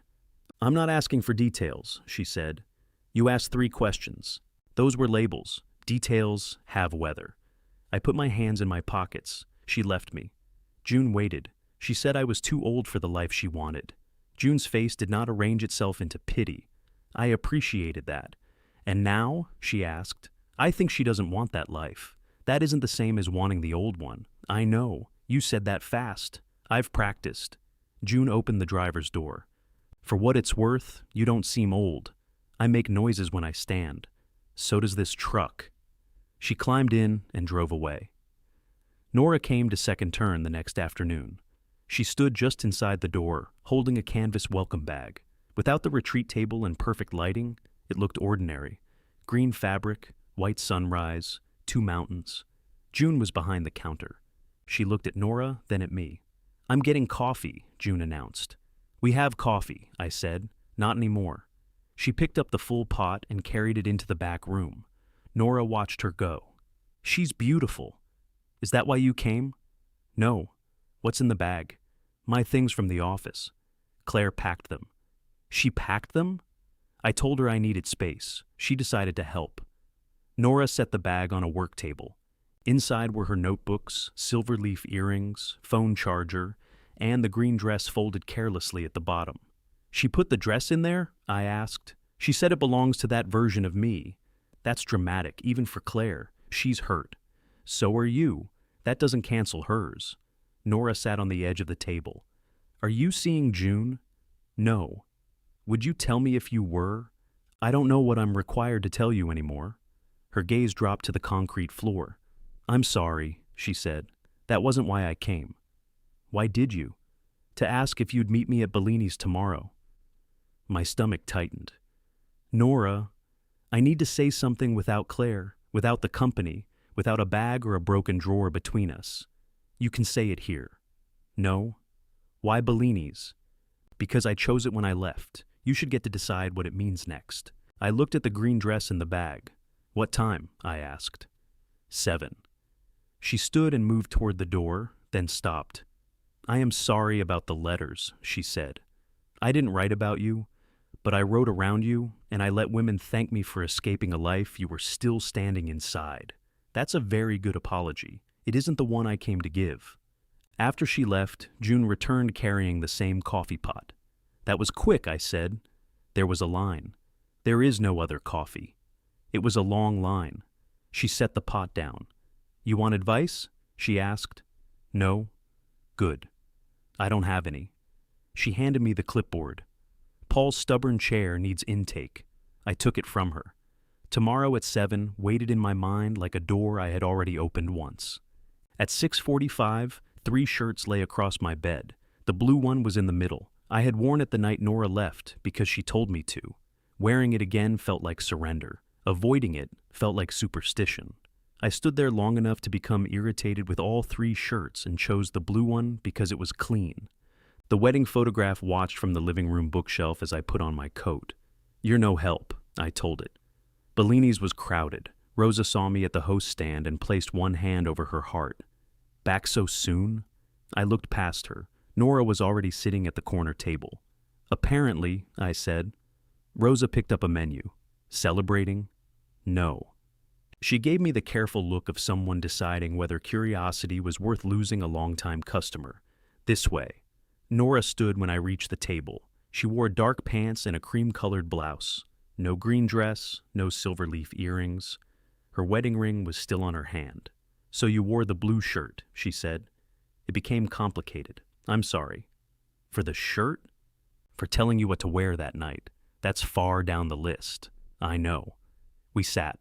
The same square glass candle holder rested between us, though the candle was new. Nora had ordered sparkling water, no wine.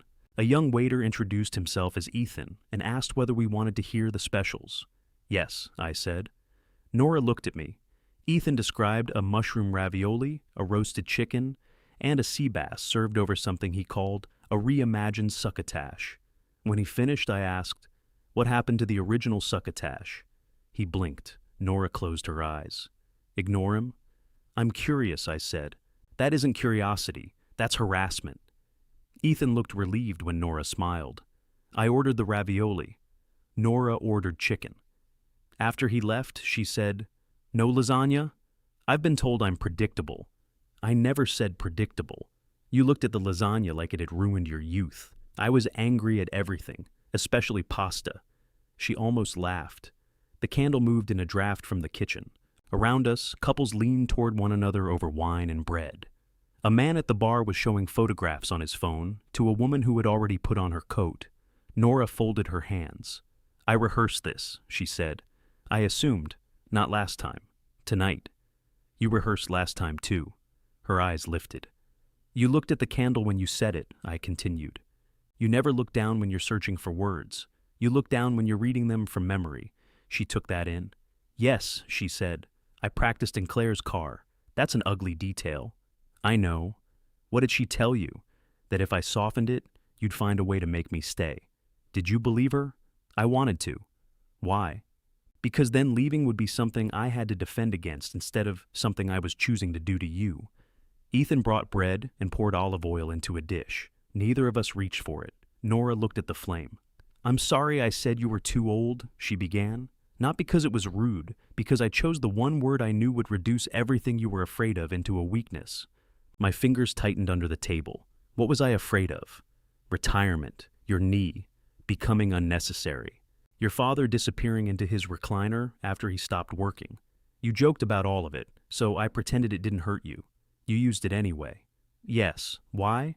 Because I wanted the sentence to do enough damage that I couldn't take it back.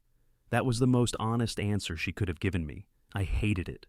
Nora's voice shook, but she did not look away. "I had turned 60 into a cliff in my head," she said. "Every woman on those retreats was talking about time, wasted time, borrowed time, the last years when their bodies might still take them where they wanted to go. I came home and saw you checking the gutters, icing your knee, researching trips we never took. I decided your fear was contagious. I'm not 65. I know. I'm 63. I know, Martin. I want the record to be accurate." Her mouth trembled into a brief smile. Then it was gone. "I made your steadiness sound like decay," she continued. "I took every airport ride, every repaired suitcase, every night you answered my mother's calls, and treated those things like proof that you were too small for me. They were proof that I had built my life on your availability." I looked toward the kitchen. Ethan was waiting beside a service station, wisely giving us time. "Nora, no. I need to finish before I turn it into something prettier." I sat back. "I rented the apartment 11 days before our anniversary," she said. "Claire found it. I signed the lease after the second viewing. Every morning after that, I woke up beside you and didn't tell you. 11 days. Yes. We ate dinner. Yes. We watched that terrible detective show. You liked it. The detective solved crimes by staring at wallpaper. You watched all 8 episodes. I thought the wallpaper might confess." Nora pressed her napkin to her mouth. A small laugh escaped, followed by a sound that wasn't laughter. I kept waiting for the right time, she said. Then I chose our anniversary because I knew you would show up. I knew the restaurant would make you careful. I used our history to control your reaction. The candle flame blurred. I blinked until it became one flame again. You expected me to argue. Yes. You wanted me to. Yes. Why? I needed proof that leaving me hurt you. I stared at her. She looked ashamed, but she did not retreat from the answer. When you carried the suitcase to Claire's car, she said, I thought you didn't care. I was furious. You asked me to let you go. I know. You punished me for doing it. I know. Ethan approached, saw Nora's face, and turned in a smooth half circle back toward the kitchen. I expected you to remain available, she said. I wanted freedom from you without the inconvenience of losing you. I thought you'd fix the car, receive the deliveries, rescue the retreats, answer when I was lonely. When you stopped, I called it bitterness because entitlement sounded uglier. That part was bitter, yes. Sometimes you enjoyed saying no, sometimes. But no was still the answer I had earned. I reached for the bread. My hand shook slightly, so I tore off more than I wanted. Claire didn't destroy our marriage, Nora said. She encouraged me, and I let her. Then I let her turn my leaving into a story where I was brave, and you were a room I had outgrown. I liked the applause. I am sorry for that. I'm sorry I made Ben and Claire carry pieces of a decision I hadn't respected you enough to speak aloud. I'm sorry I came home only when the new life stopped making me feel admired. I looked at her. Is that why you came? No. You just said it. I said, I'm sorry I waited until then to see what I had done. I came tonight because seeing it doesn't entitle me to anything. Our meals arrived. Ethan set the ravioli in front of me and the chicken before Nora. He asked if we needed anything else. Time, Nora said. He nodded solemnly. I'll check with the kitchen. After he left, we both laughed. Mine hurt. The ravioli was good. Nora's chicken was overcooked. She ate it without complaint until I said, It's dry. It's fine. You hate dry chicken. I have larger problems. You still paid for the chicken. She flagged Ethan and asked for more sauce. It was such a Nora thing to do that I had to look down at my plate. What do you want from me? I asked. The truth. That's broad. Do you still love me? I put down my fork. Yes. Her breath caught. That does not answer the next question, I said. What is the next question? Whether love is enough to rebuild a marriage after one person turned it into the life she escaped. Nora nodded slowly. Do you love me? I asked. Yes. Or do you love being known? Both. Being taken care of? Yes. The house? Some of it. Not the orange laundry room. We repainted that. I can still feel it behind the walls. I almost smiled. I miss you, she said. Not just what you did. I miss the way you stand in grocery aisles reading labels as if sodium is plotting against you. I miss you warming my side of the bed with your feet and denying it. I miss being the only person who knows when your knee hurts because you start opening doors for strangers, so no one notices you're walking slowly. I looked away. I miss irritating you, she continued. I miss you irritating me. I miss the person I was with you before I decided familiarity meant I had disappeared. Some of that person was unhappy. Yes. Some of her had reason to be. Yes. The easy version of the conversation would have made Nora wrong and me wounded. The truth kept placing tools in both our hands. I made wanting things embarrassing, I said. You were right about that. She did not rush to forgive me. I knew you wanted Portugal, I continued. I researched until every possible trip had a flaw, then called that responsibility. When your mother needed us, I took over because being necessary felt safer than admitting I was scared too. Nora listened without moving. I joked about the retreats because you were changing somewhere I couldn't supervise, I said. I treated your excitement like a phase. I fixed things before you asked. I answered questions for you. I made myself indispensable, then resented everyone for depending on me. Her eyes filled again. And Ben, I said, every time you or Claire got upset, I went to him because he was easier to move. I called that peace. It was cowardice. Nora looked down at her hands. I let you. You relied on it. I did more than rely on it. I rewarded it. We built that family together. Yes.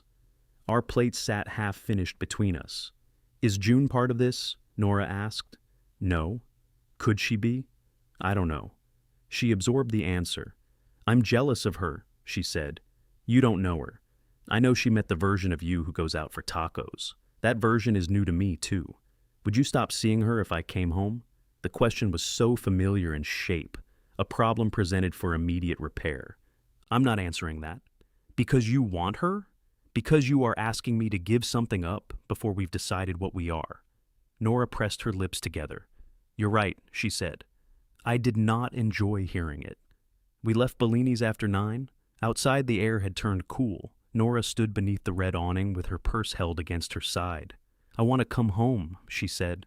I looked through the restaurant window at our empty table. Ethan was clearing the plates. Rosa replaced the candle with a fresh one. Home isn't where you left it, I said. I know. I'm not who you left. I know. And you're not the woman who left. I hope not. She stepped closer, but did not touch me. I'm not asking for the old marriage, she said. I don't know whether we can build another one without using the same pieces. Could we try? A month earlier, I would have given anything to hear that question. Now it frightened me, because I knew yes could come from loneliness as easily as love. I can't answer tonight, I said. Nora closed her eyes, then nodded. Okay. She walked to her car alone. I remained under the awning after she drove away, holding the same unanswered question she had carried into the restaurant. This time, silence was not surrender. It was the first honest space I had ever made for my own decision.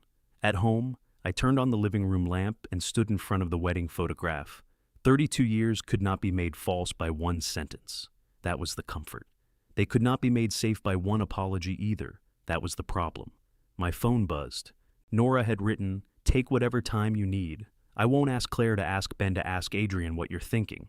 I smiled. Then another message appeared. That was a joke. I'm trying to make them without making things smaller. I wrote, "Needs work." She replied, "I know." I slept for 5 hours, woke before dawn, and made 1 cup of coffee. I used the green mug. It still meant only that it held coffee, though not only that.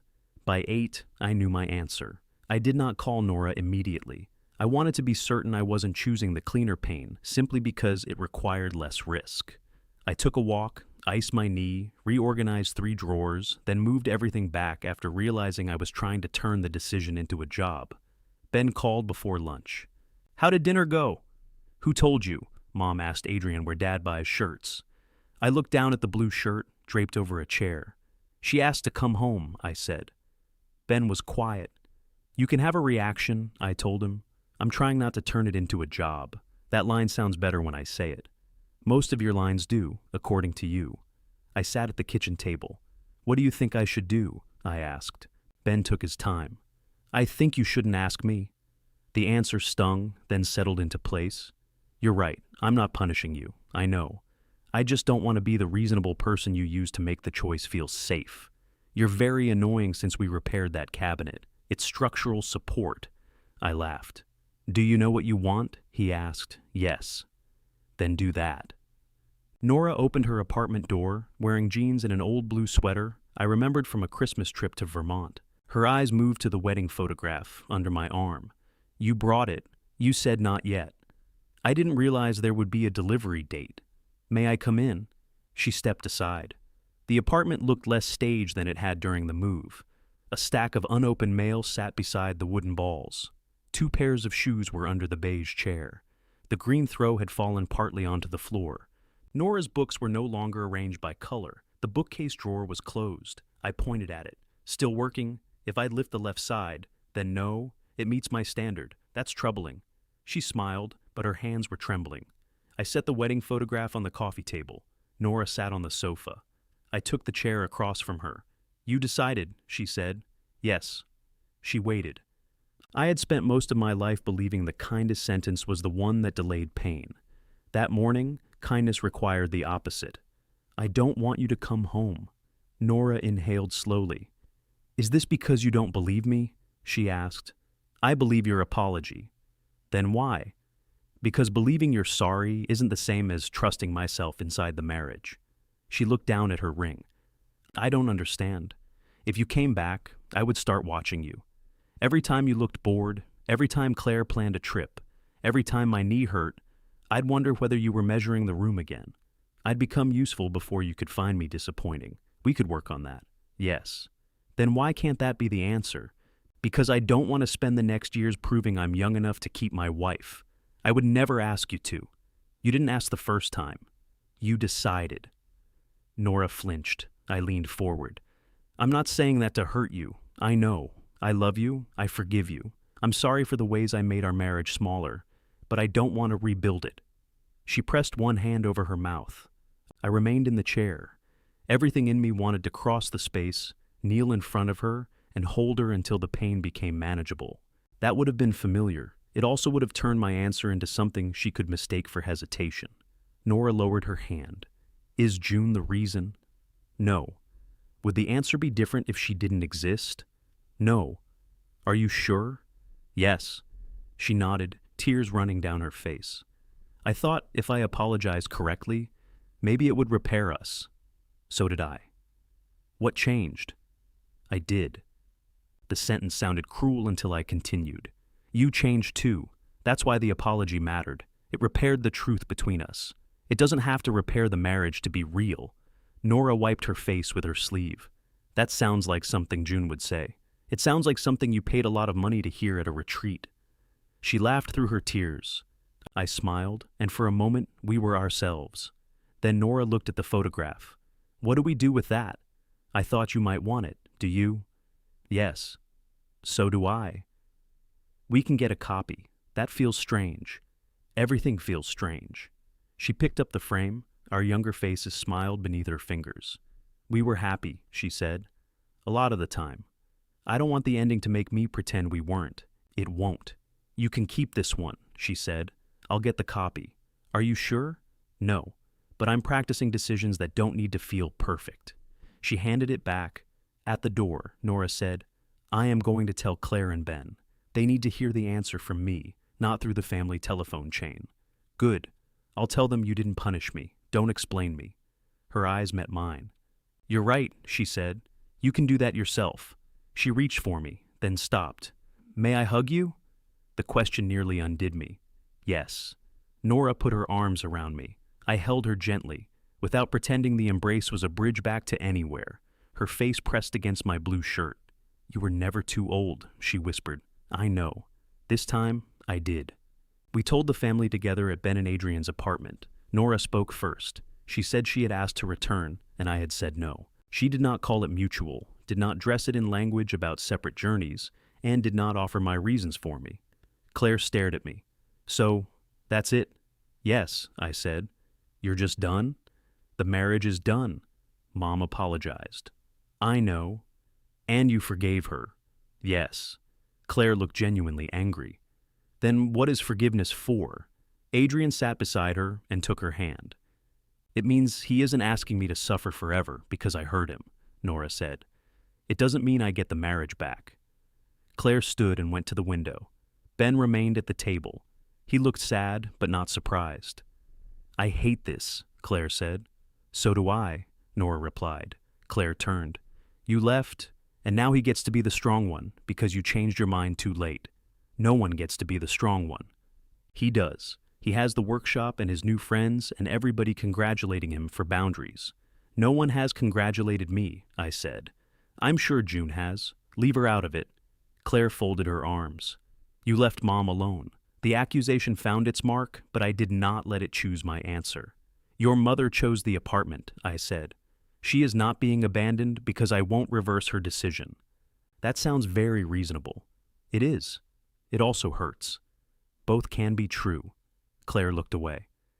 I'm sorry about the photograph, she said suddenly, and the boxes, and calling you only when something broke. I waited. I did call when nothing broke, she added. When? My birthday. You asked me to bring folding chairs. Adrian rubbed his forehead. Claire almost smiled. I taught you some of that, I said. I said yes so often that help became how our family measured love. Then I got angry when you expected what I had trained everyone to expect. You still could have made the boxes. I could have. They would have been beautiful. They would have. That answer seemed to satisfy something neither of us could name. Nora told Claire she was not returning to the company as its host or its inspirational story. She would finish the follow-up calls she had promised, then step away until they could speak as mother and daughter without turning every disagreement into a business emergency. Claire cried. Nora did too. I did not mediate. Ben sat beside me, equally still. At one point, Claire looked at him and said, "Are you going to say anything?" "Yes," he replied. "I think Adrian should make coffee." Adrian stood. Finally, a role with clear expectations. No one laughed right away. Then Nora did. The next Sunday, Ben and Adrian came to my house for dinner. Claire declined but sent wine. Nora did not come.